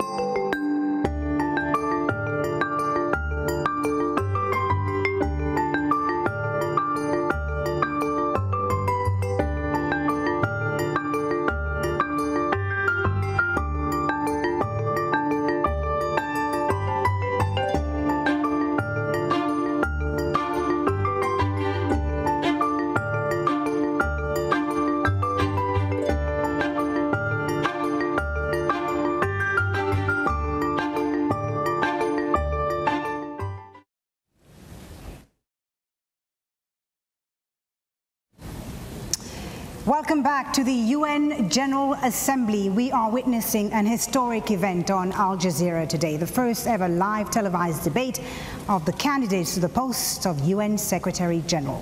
12 candidates in total are vying for the post to replace Ban Ki-moon in January of 2017. We have 10 of them with us on Al Jazeera. We've already heard from 5 of them who've given us their vision of the United Nations and what it should be. Now we have our next panel of 5. And of course, there are lots of people watching this on the web and on TV. If you have a comment about what you're watching here, remember you can comment on various social media platforms, hashtags AJUN Debate and hashtag Next Secretary General. The next 5 candidates are on the stage, and it's time that we introduced those 5 candidates to you.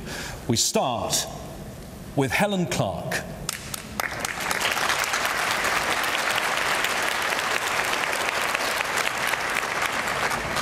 Danilo Turk.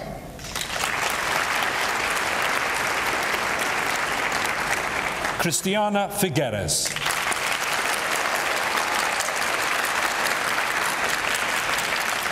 Igor Luksic.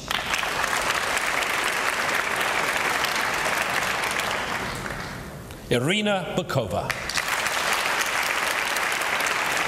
Thank you all for being here. Thank you for participating in this historic event. And let's get the second round of the UN debate underway.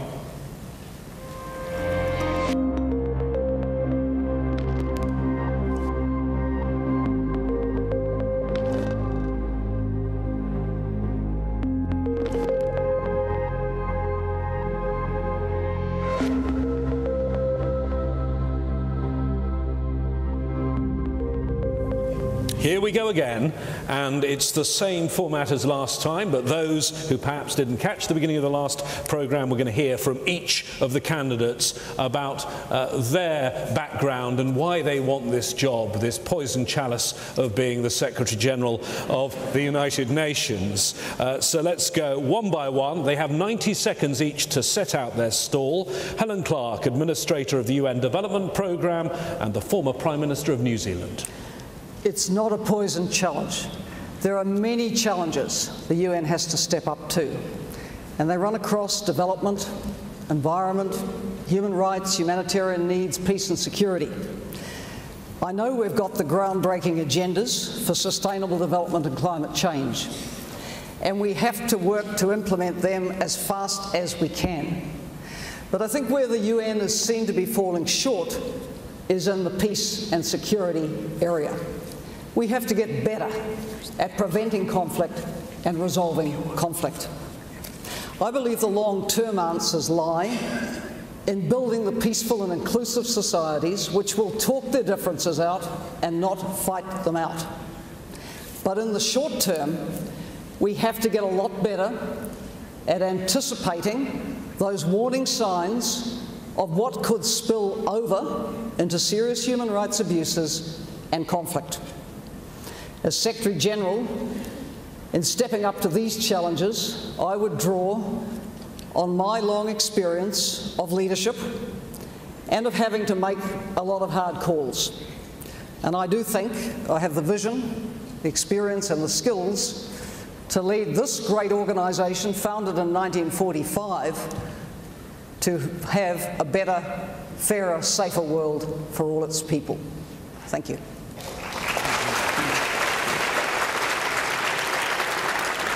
Next, Danilo Turk, former President of the Republic of Slovenia and the UN Assistant Secretary General, former for Political Affairs.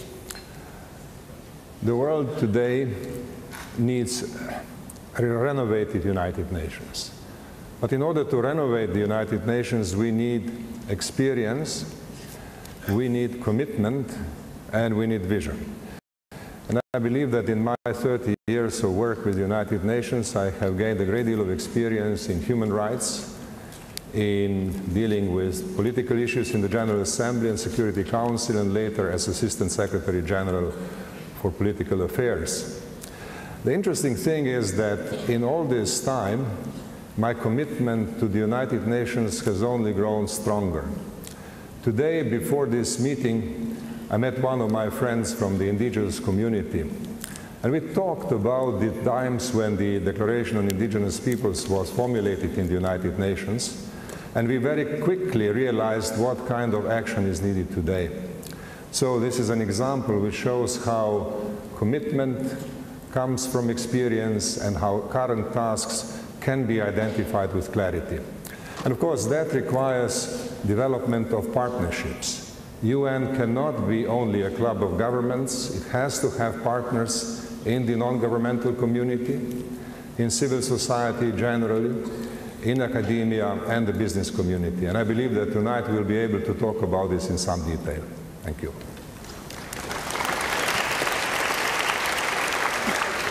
Christiana Figueres headed the UN's top climate change body, and she led more than 100 countries to a global climate deal in Paris last year. Good evening, and thank you all for coming here tonight. My vision is that of a community of nations coming together to work in a deeply collaborative manner to address the toughest problems of our planet. I know that this is difficult. I know it's difficult because I have done it. 6 years ago, I inherited a collapsed negotiation with a total deadlock in the process and with total absence of trust among all parties involved. 6 days ago, I left that process on the back of the most ambitious agreement that is unanimous, that is legally binding, and that points a clear path forward for all nations and all other stakeholders to address the issue of climate change. That was possible because with patience and determination, we collectively built a perspective, national needs and national ambitions, but that was at the same time capable of identifying the common ground. That is multilateralism at its best, and that is what we need in all other areas of the United Nations, in particular in peace and security, that is at the heart of the UN. I have delivered a multilateral breakthrough. I believe that with clear leadership, together we can and we must continue to deliver multilateral breakthroughs time after time after time.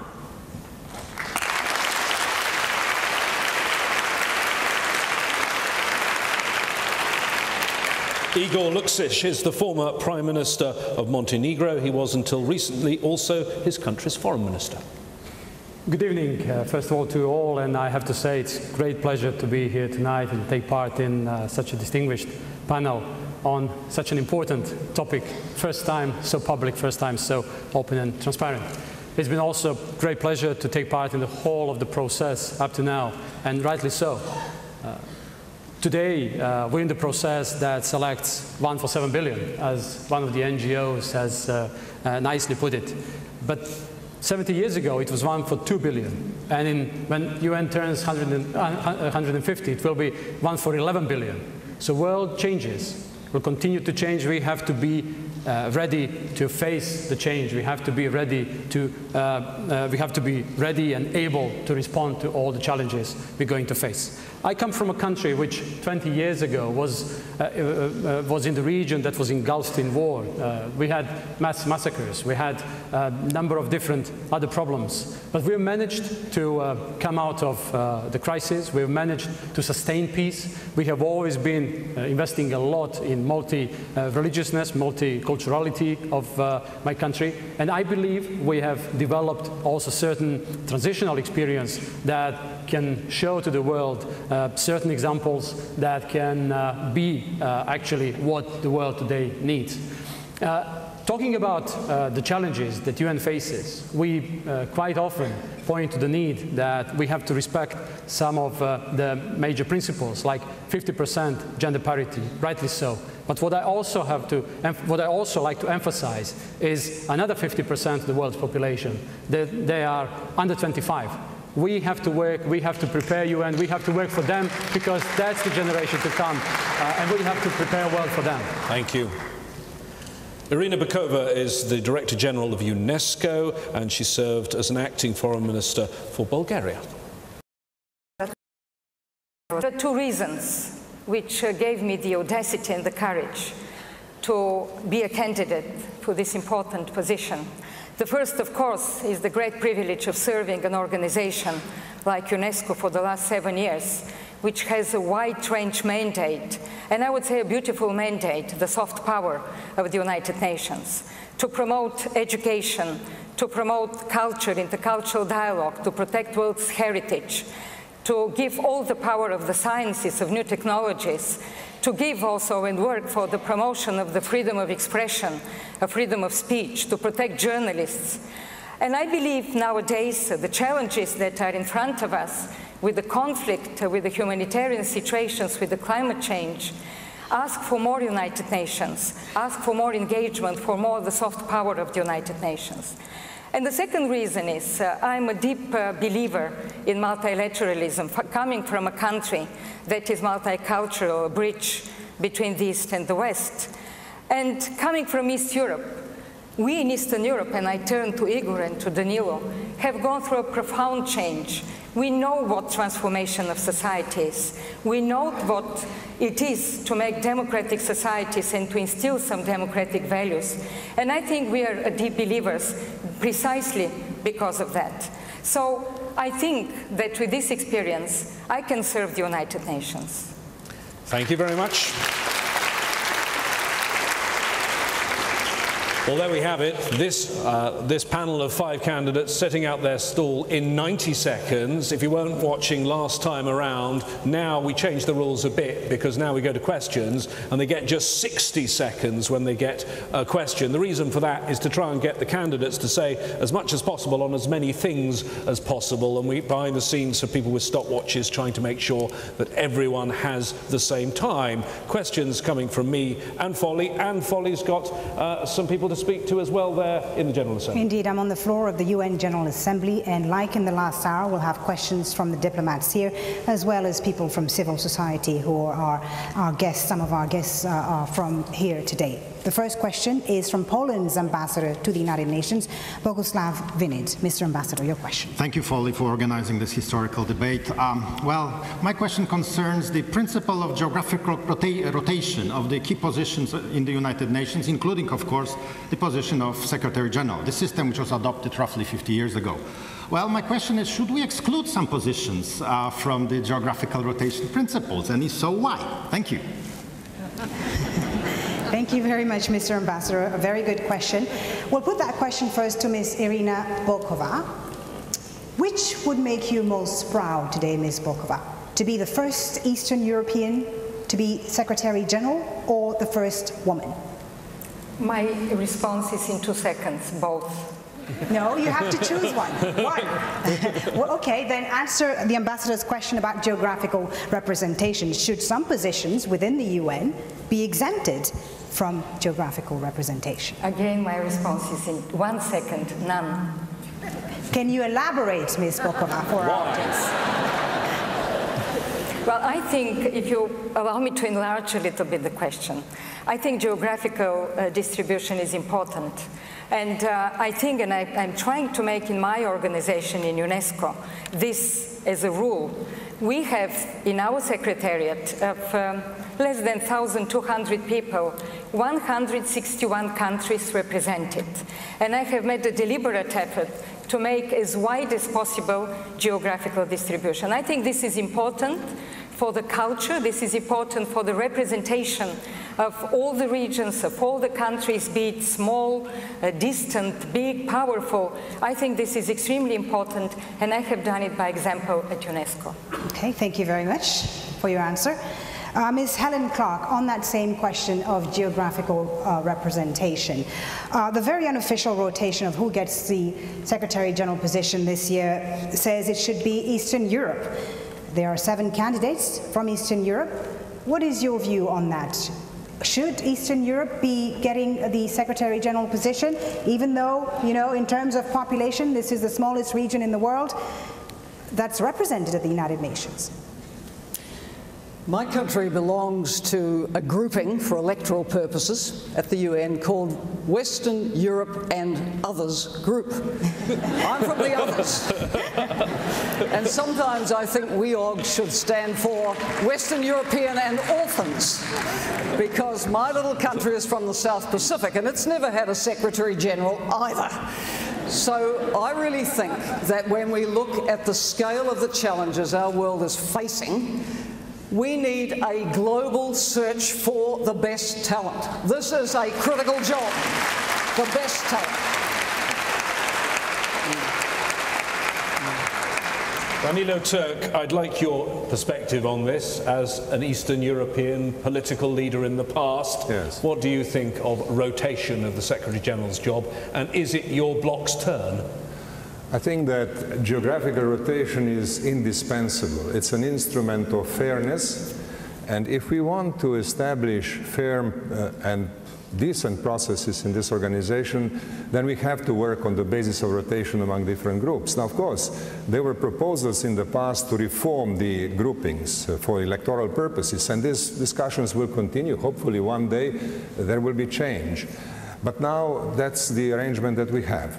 And I believe that's an important instrument of fairness that we have to retain and we have to use wisely.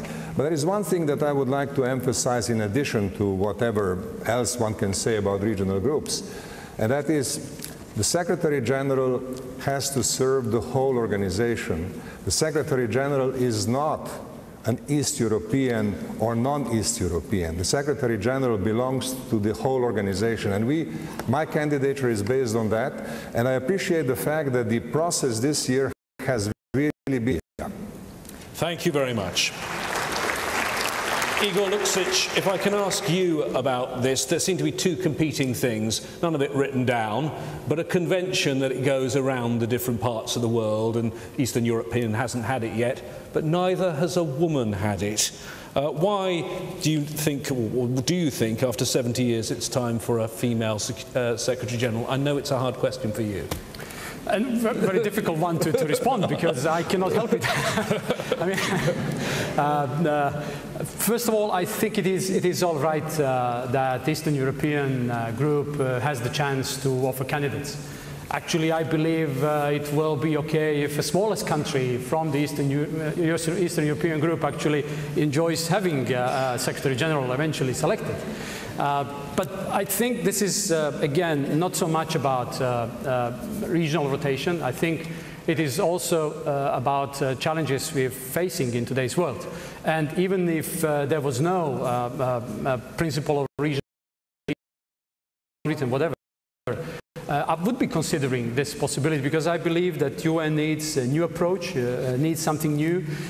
Humankind has always been in the situation to make hard choices, but we are living in a world which changes and which requires also difficult choices. And therefore, I think we need a different UN. But I also believe that our argument stands well, that the Eastern European group should have a fair opportunity to offer candidates, and eventually somebody can be selected Secretary General.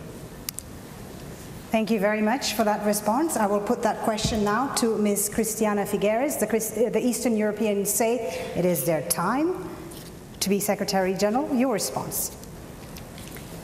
Let's be very clear. There is a sentiment that it would be the turn of Eastern Europe, and I very much appreciate the fact, and I'm sorry to correct you, but I believe there are 8 candidates from Eastern Europe, not just 7. 3 of them women and 5 men, and I very much appreciate all of that willingness on the part of that region to stand forward and be willing to take on this responsibility.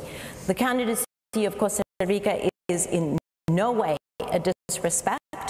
It has the intent of opening up options, of displaying all of the different leadership possibilities that there are in order to allow the Security Council and the General Assembly to make a decision that is as informed as possible.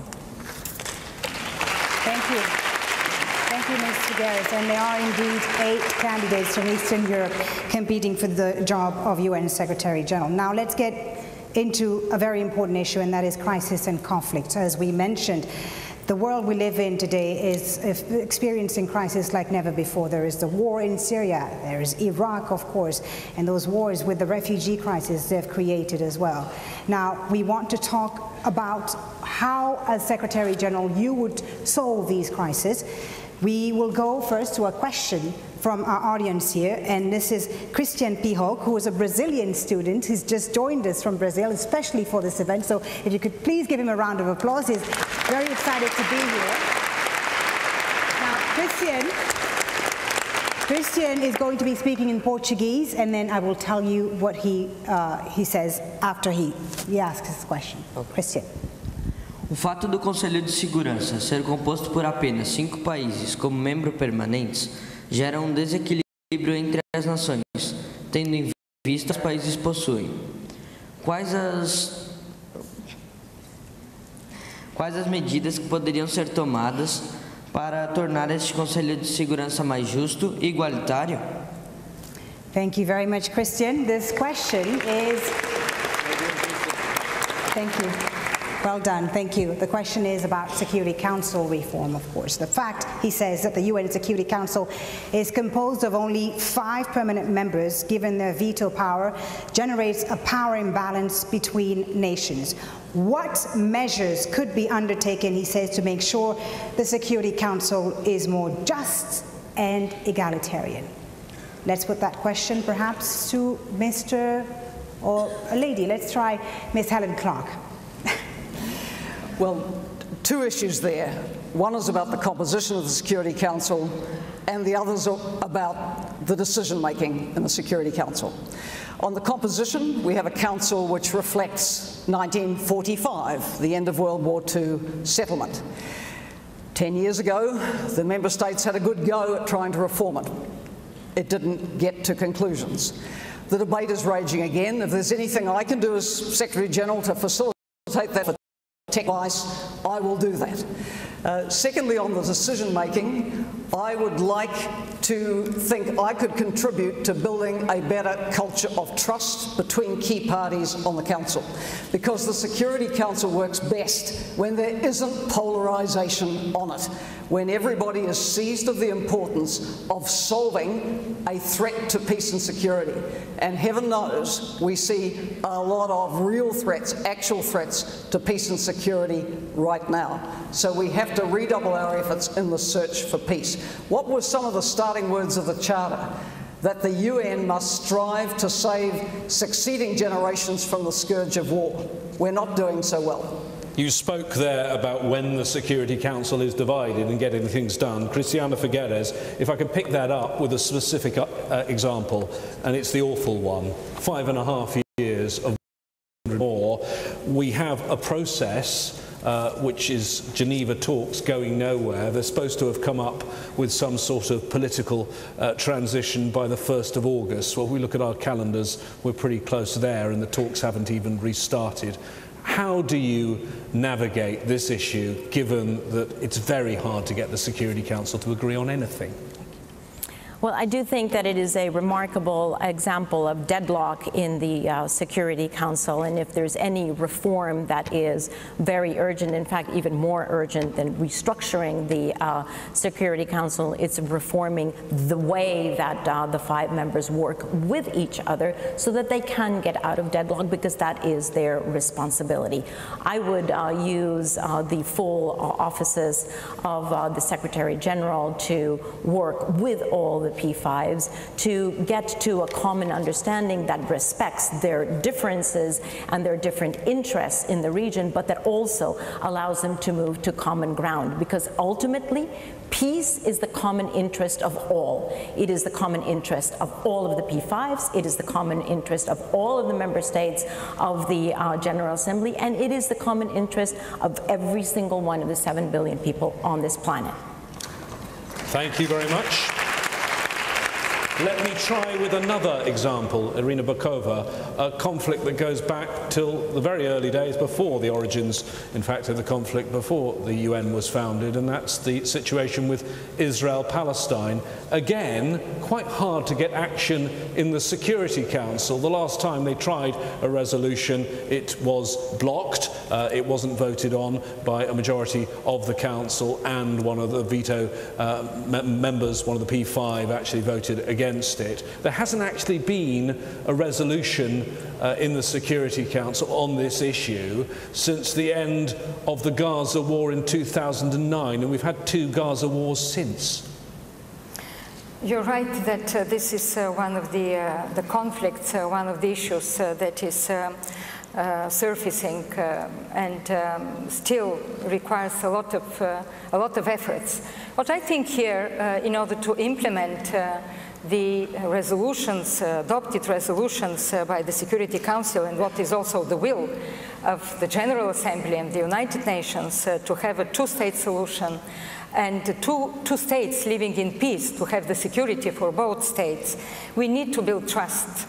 What I see now these last years is lack of trust, lack of political process, lack of trust, practically no negotiations, no context, and I think the first of the responsibilities of a future Secretary General will be to start rebuilding trust between the negotiating parties. I think this is extremely important. If we don't have trust, I think this will continue to be one of those protracted crises. Thank you. Thank you very much, Ms. Bokova, for that response. Now, Mr. Danilo Turk, I want to ask you not about how you would break the deadlock in the Security Council on Syria or the Israeli-Palestinian issue, but specifically a message to the people affected. 4.6 million people are displaced, are refugees. The Syrian voices that we hear on Al Jazeera say they feel let down by the international community. They feel abandoned by the United Nations. As Secretary General, what would be your message to those people? What hope can you offer them? This, of course, is a very difficult question, because UN has lost much of its credibility in Syria. I would like to remind ourselves that former Secretary General Kofi Annan, who was the first joint envoy for United Nations and the Arab League, came with a plan 4 years ago, and that plan was not accepted. And later, many years later, the same ideas came to the fore. Now, UN has lost a lot of credibility in that regard. Now, I think that the way to regain credibility requires several steps. First, there has to be more humanitarian assistance to deal with the immediate needs. There were some improvements recently, but much more needs to be done. Secondly, the Secretary General has to work with Staffan de Mistura and the Security Council to come to specific proposals before September this year. Now, of course, this relates to the current Secretary General. And the next Secretary General will have to take from there. And if we work together, then possibly we can regain the necessary trust which was so sadly lost. Okay, thank you very much. Mr. Luksic, as Mr. Turk alluded to there, 3 of the most experienced diplomats in the world have tried to solve the Syria crisis and have failed so far. If you're selected as the next Secretary General of the United Nations, will you take charge of this crisis personally? Will you take the lead? Well, I think Secretary General has to take the lead. That's inevitable. I cannot imagine a Secretary General shunning problems. I think Secretary General must be proactive and facing, encountering problems. That's the only way it can be. That is what people expect. And maybe sometimes there's exaggeration, maybe sometimes there's too high expectations and so on. But I think that's what we need. We need more energy, we need more proactiveness, we need more interaction, and that's the only way it can go. I think lessons from problems, lessons from crises. We just cannot let it go on like this forever. One terrorist attack after another, and press statements expressing condolences and concerns. People are growing disillusioned, and then again, United Nations will lose both influence and people will lose interest in the United Nations. So I think we need to go back one step. On all our humanitarian aid organizations, including the United Nations. It's very clear that unless we look at migration from its all perspective, we will not be able to do this. So we usually think of migration as being a humanitarian issue. Actually, migration, forced migration, has to do with peace and security, it has to do with human rights, it has to do with development. So one way to look at this is to first start with human rights and ensure that all of those who are being forced to migrate away are being treated with dignity and in full respect of their human rights. Secondly, we have to have a system that actually shares better global responsibility. It is not just the responsibility of the countries that are right there. There's global responsibility to be shared. And thirdly, we have to look at the root causes of this migration and work in a preventive way to not let migration duplicate or triplicate, which it would do unless we pay that attention. Thank you very much for your response, Mr. Dennis. Thank you. Mr. Danilo Turk, on that same issue of migration and the refugee crisis, how would you as Secretary General make sure that the most vulnerable people who flee war and conflict, poverty in their countries, are treated in a good manner in the host countries that they are, that the host countries who receive these people adhere to the responsibilities, their responsibilities under international law? International law has to be implemented, and the commitment to international law on refugee issues and on other relevant issues is central to the policy that the UN has to lead. Now, of course, there have to be practical measures to implement the international legal standards. And one of the aspects which I think have been largely neglected in the discussions on refugees and migration was how to ensure that people who find themselves in these situations also can work. There has to be something done for better employment opportunities in the countries of asylum, and there has to be a mobilization of international resources and will to go in that direction. There have been recent studies which have shown that in Jordan or Lebanon, for example, the number of refugees are such and the economic situation is such that it would actually call for international investment. And I think that that is the strategic direction in which the United Nations has to go and where changes have to happen. Helen Clark, I'd like to ask you about migration, but I'd like to bring in another aspect, which is the response in some of the countries where people arriving, whether they be economic migrants or refugees are arriving, and the racism, the xenophobia, the anger that we're seeing appearing. This is very disturbing, and I speak as someone who has seen the acceptance of refugees into my own country, and I would say without reservation that those refugees have repaid the hospitality of my country thousands of times over. They are good people looking for a fresh start. And that is the approach we must take. People don't flee their home for no reason. They flee because their society is destroyed around them. Their kids can't in school, they can't earn a living, the services are broken down. Any of us in that situation would flee. And then the first point of call may be to a tent nearby. I was in one of the many refugee camps in a neighbouring country, and I sat with a family who'd been small farmers in Syria. I said, "How long have you been in this tent?" 3.5 years. Wouldn't any of us try to find another option? Full marks to Turkey, which has made it possible for Syrians to enter the workforce. Jordan has begun to offer such permits. I hope Lebanon will follow. But these countries need support too, because they're carrying a global burden in their hospitality to refugees. Thank you very much. If I'd like to bring in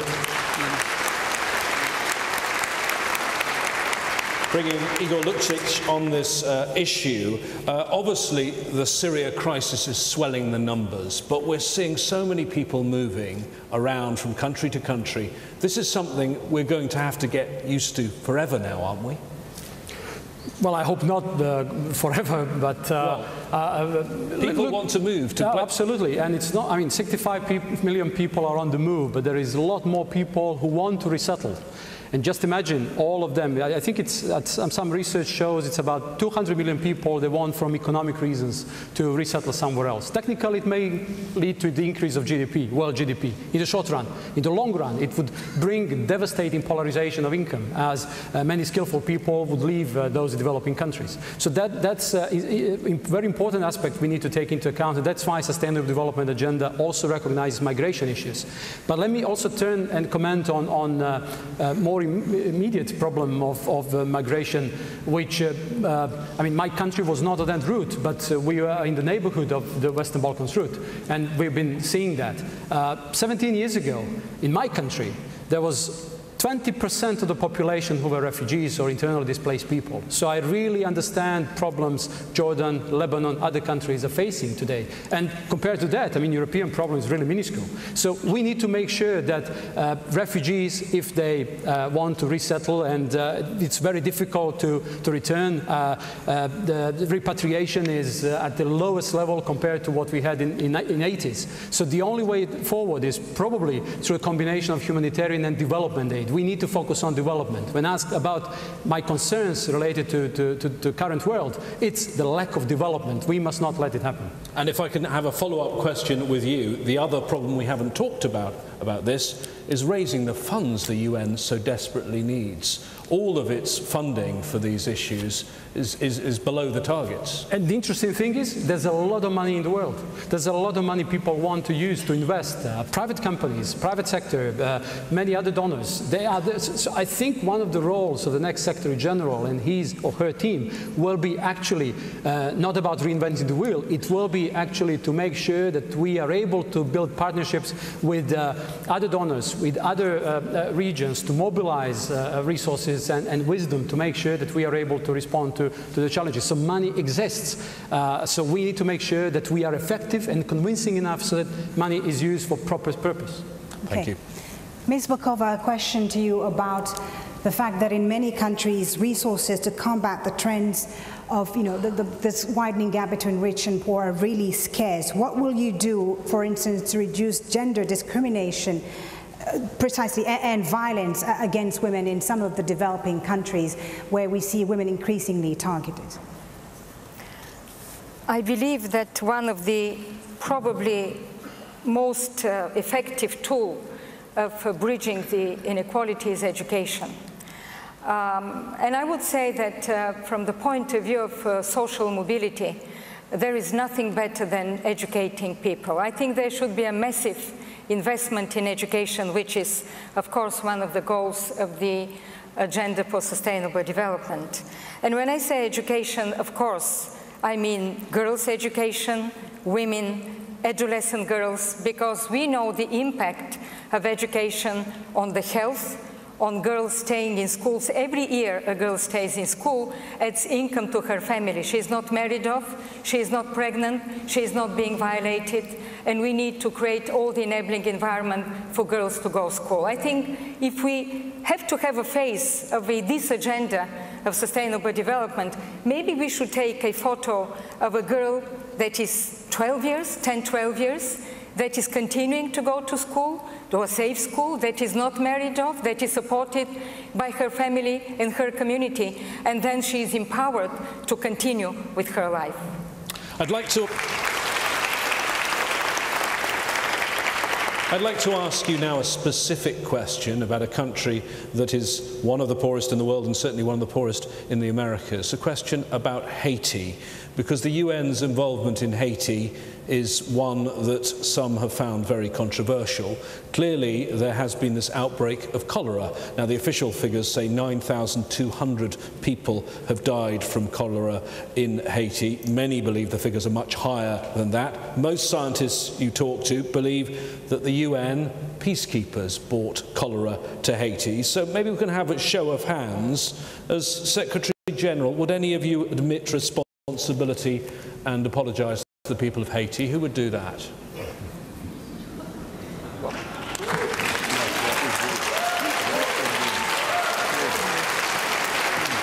If you can perhaps explain why, please. Explain why for me, and then we'll speak to the others.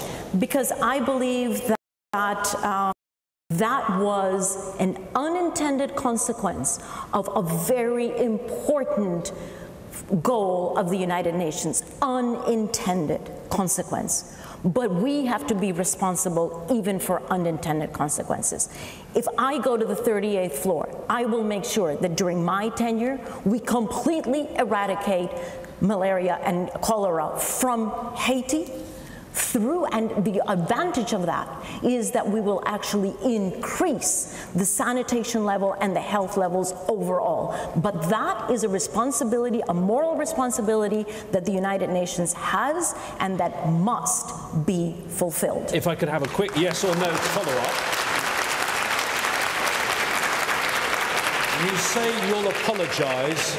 Will you pay the compensation, yes or no? No, the United Nations is not in a position to pay the consequences. But more importantly, the United Nations is called upon, as I said, to make sure that that disease is eradicated and that furthermore it never happens again in any other country. Let's speak to someone who didn't raise their hand. Helen Clark. What I learned as a Prime Minister was no matter how tempting it might be to comment on a case before the courts, it's not wise to do so. We have a case on this before the courts in this country. What I know is that people have died, as you said, children are orphaned, people have lost loved ones because of this. Has the international response to that situation been sufficient? No. Cholera is still in Haiti.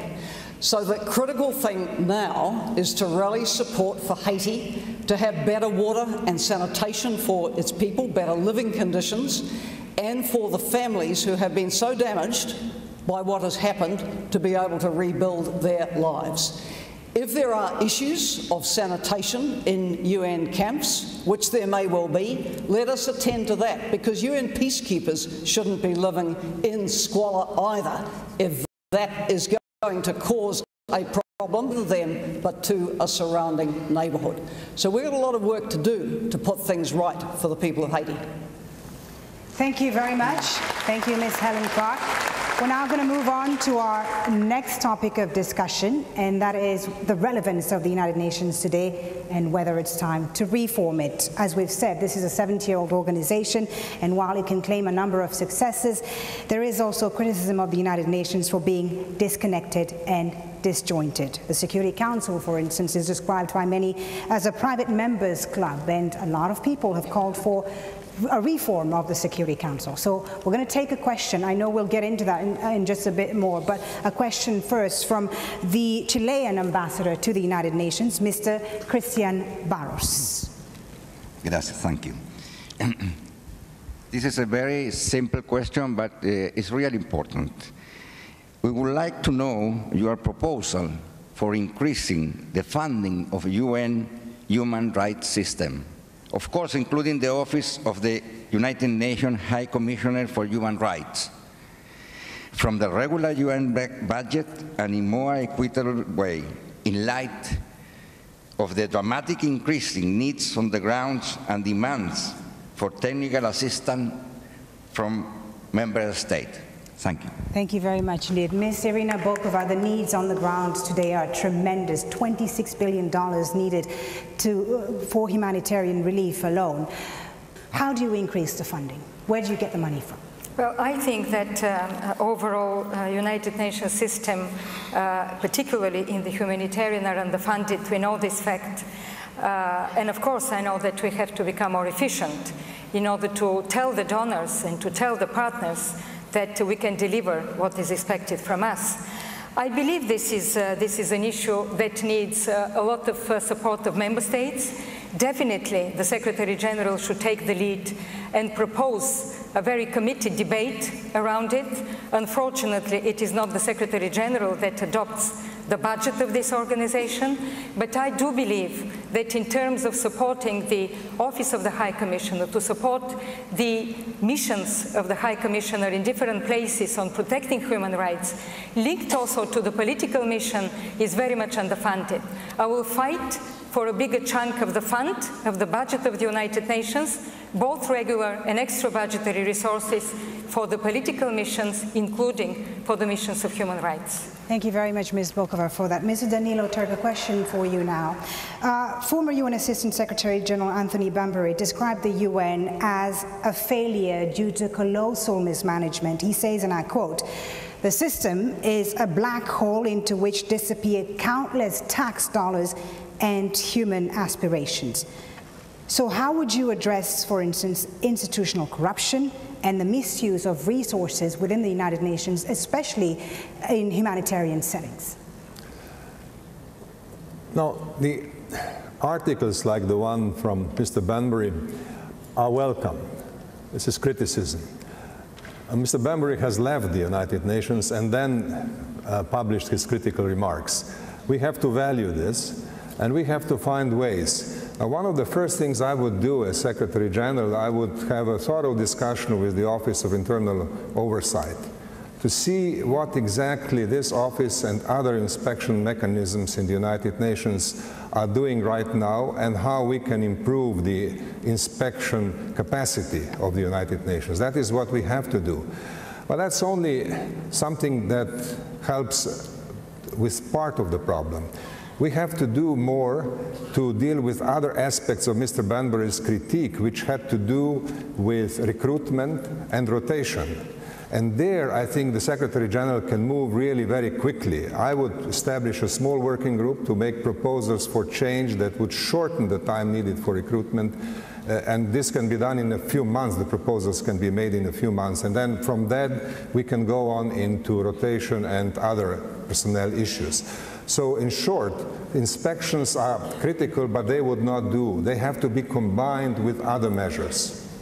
Thank you very much for that. James? Thank you. Yes, Helen Clark, I'm going to come back actually to Anthony Bambury's comments because he was a very senior UN official. He even headed the Ebola mission of the UN. He said, and this is an amazing quote, "If you locked a team of evil geniuses in a laboratory, they could not design a bureaucracy so maddeningly complex."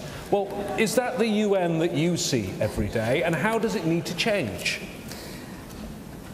Talking to many people in the Secretariat, I find a great many who agree with what he said.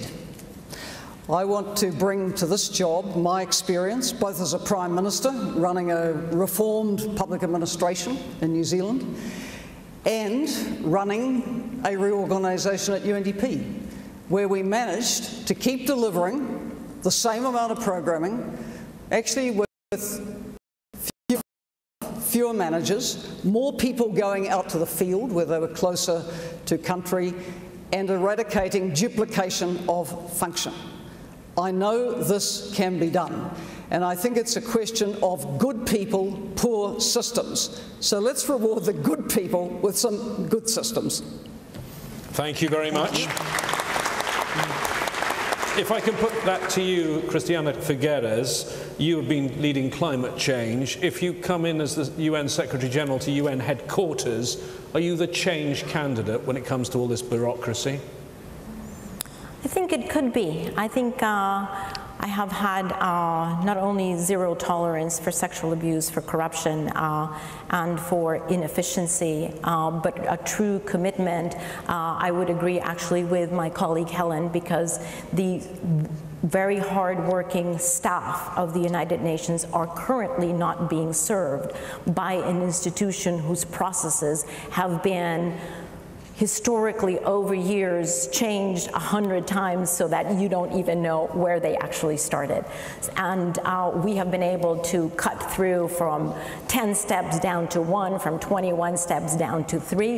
It is actually possible to simplify the processes. We don't need that many steps. So yes, it has to be done. It is completely unacceptable that we're currently at an average of 18 months to hire anybody. That just cannot be. It cannot be for the routine jobs of the United Nations, and it most certainly cannot be for emergency issues that have to do with peace and security.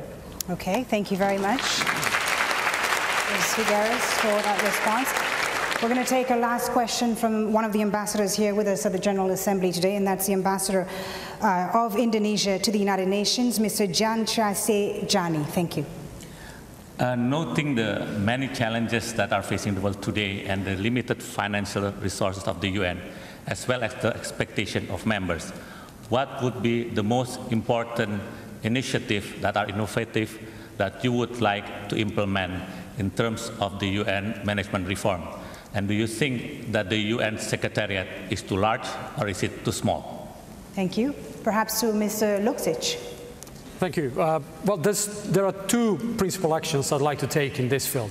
One is the reshuffle of the Chief of Executives Board for Coordination by replacing the existing 3 committees or groups with 3 but different ones in order to overcome the detachment that there exists, I believe, between the Secretariat and the agencies, funds and programs, by setting up so-called UN Peace Operations Group, but also UN Sustainable Development Group, which is not only a name change from the existing development group, and UN Programs Management Budget Group, because we need to make sure that budgets are harmonized. Core budget of the United Nations needs to be harmonized with other budgets. Second principal action I'd like to do immediately, very early in the office, is to set up a panel of international experts that should do a review of the current spending of the budget to make sure that we are able to understand and identify potential economies, but also inefficiencies. Look, it's been really striking to me to learn at the certain representation I attended that about 20% of the humanitarian aid funding has been inefficiently spent.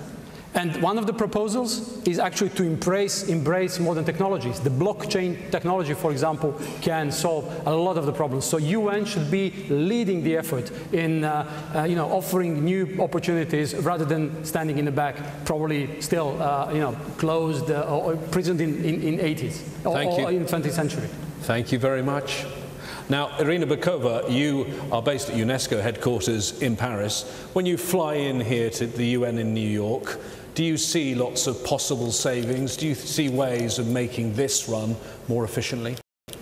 Well, I can say about this, I do not know that for 5 years we are without 22% of our regular budget. And I had to make a profound reform of the organization to cut the red tape, to decrease the levels of management, and at the same moment to protect also the geographical distribution and to increase the gender representation. In gender, we are arriving at almost a parity. I started with 24%, and now we are at 47%, and I hope by the end of my mandate that I will be at the parity, at the highest level. And at the same time, I had to decrease a lot of the administrative expenses and strengthen the internal oversight service, to strengthen the ethics, to install a whistleblower policy and to anti-fraud policy. So a lot of experience gained in these very challenging times. I do believe that a review of the administration is necessary. There was an important report of the International Civil Service as a chair of the high-level group of management, high-level committee of management. I was very much supporting and instrumental so that this be adopted by the General Assembly. Thank you very much, Ms. Bokova. Now I'm going to veer off a little bit of our topic and ask you just a simple question, Ms. Figueres. If you're not selected as the next Secretary General, what are you going to do? Actually, that is a simple question. And it's a simple question because although I would regret not having the opportunity and the privilege to serve member states and the world in the way that I would like to, I'm not giving up the fight. Wherever I am, I shall continue to work on climate change, on development, on prevention of all the atrocities that we're seeing, and above all, I shall continue to sound the voice of alarm. We have not realized the emergency that we are dealing with. I have publicly invited everyone to swallow an alarm clock and to rise to the urgency of what we are facing. I will continue to do that. Right, but precisely. In what capacity would you assist the next Secretary General if you were not to be the next Secretary General? That would remain to be decided by the next Secretary General. Thank you. Thank you, Ms. Figueres. James? Yes, we're getting quite a bit of feedback, or some feedback, that earlier on we referred to Macedonia. As we know, here in this room in the UN General Assembly, it's the former Yugoslav Republic of Macedonia. I think now we're going to get your final thoughts on where things stand. A chance, and we're going to set the clock now to 30 seconds rather than 60, but just anything left over or the final impression that you want to give to our viewers and to those here in the UN General Assembly. Irina Bokova. If I am selected for this post, I will definitely be a big fighter for intercultural dialogue, for tolerance, for peace, to overcome divisions. I'm a deep believer into living together. And I think the United Nations should do more in order to prevent, should do more in order to instill this feeling of a common community, of community that is united around certain values. And I think because of my experience at UNESCO with fighting extremism, of protecting heritage and culture, will be something that will give me the strength to introduce this at the United Nations. Igor Lukšić, if you can please give us your final thoughts. Well, I've always tended to look at the glass half full, and therefore I think that our really immediate task is to strive to build back optimism. I think we need it. International context is complicated, but the UN has the ability to build back optimism. So what I'd like to do is to engage with the young people. I'd like to engage and reach out to all the stakeholders. I'd like to develop a vision of extending partnerships and better coordination. And I'd like to rely upon principles of inclusiveness, engagement and responsibility. That's what I believe should be the vision of the next Secretary General. Christiana Figueres, please. I would like to address a very important letter that was written by the staff of the United Nations and that I had the pleasure of reading just a few minutes before coming on stage tonight. I am deeply impressed by the eloquent call for leadership on the part of the staff of the United Nations. I am humbled by the dedication of a very, very hard-working team who works in the field to make the impossible possible under very extenuating circumstances. And I would be deeply honored to lead that dedicated team so that together we can further serve humanity.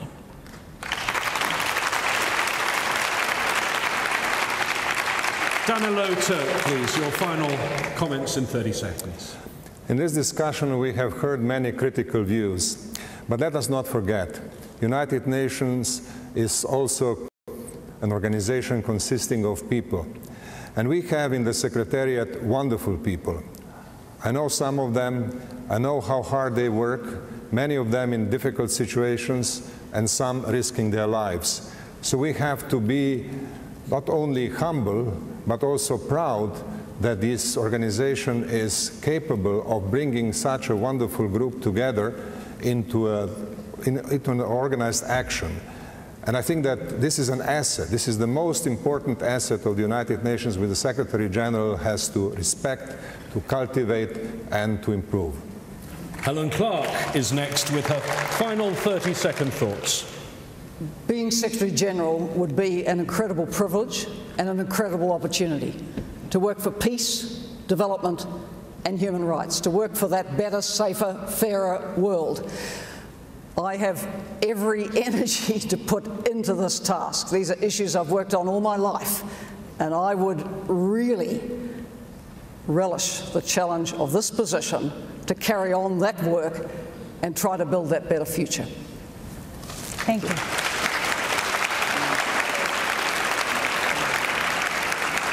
Thank you so much to all of our candidates, the 5 that are here now and the 5 that were here before. So 10 of the candidates. Remember, there are actually 12 candidates in this race for the job of UN Secretary General. Probably worth explaining to the audience at home what happens next. It's not a vote of these people.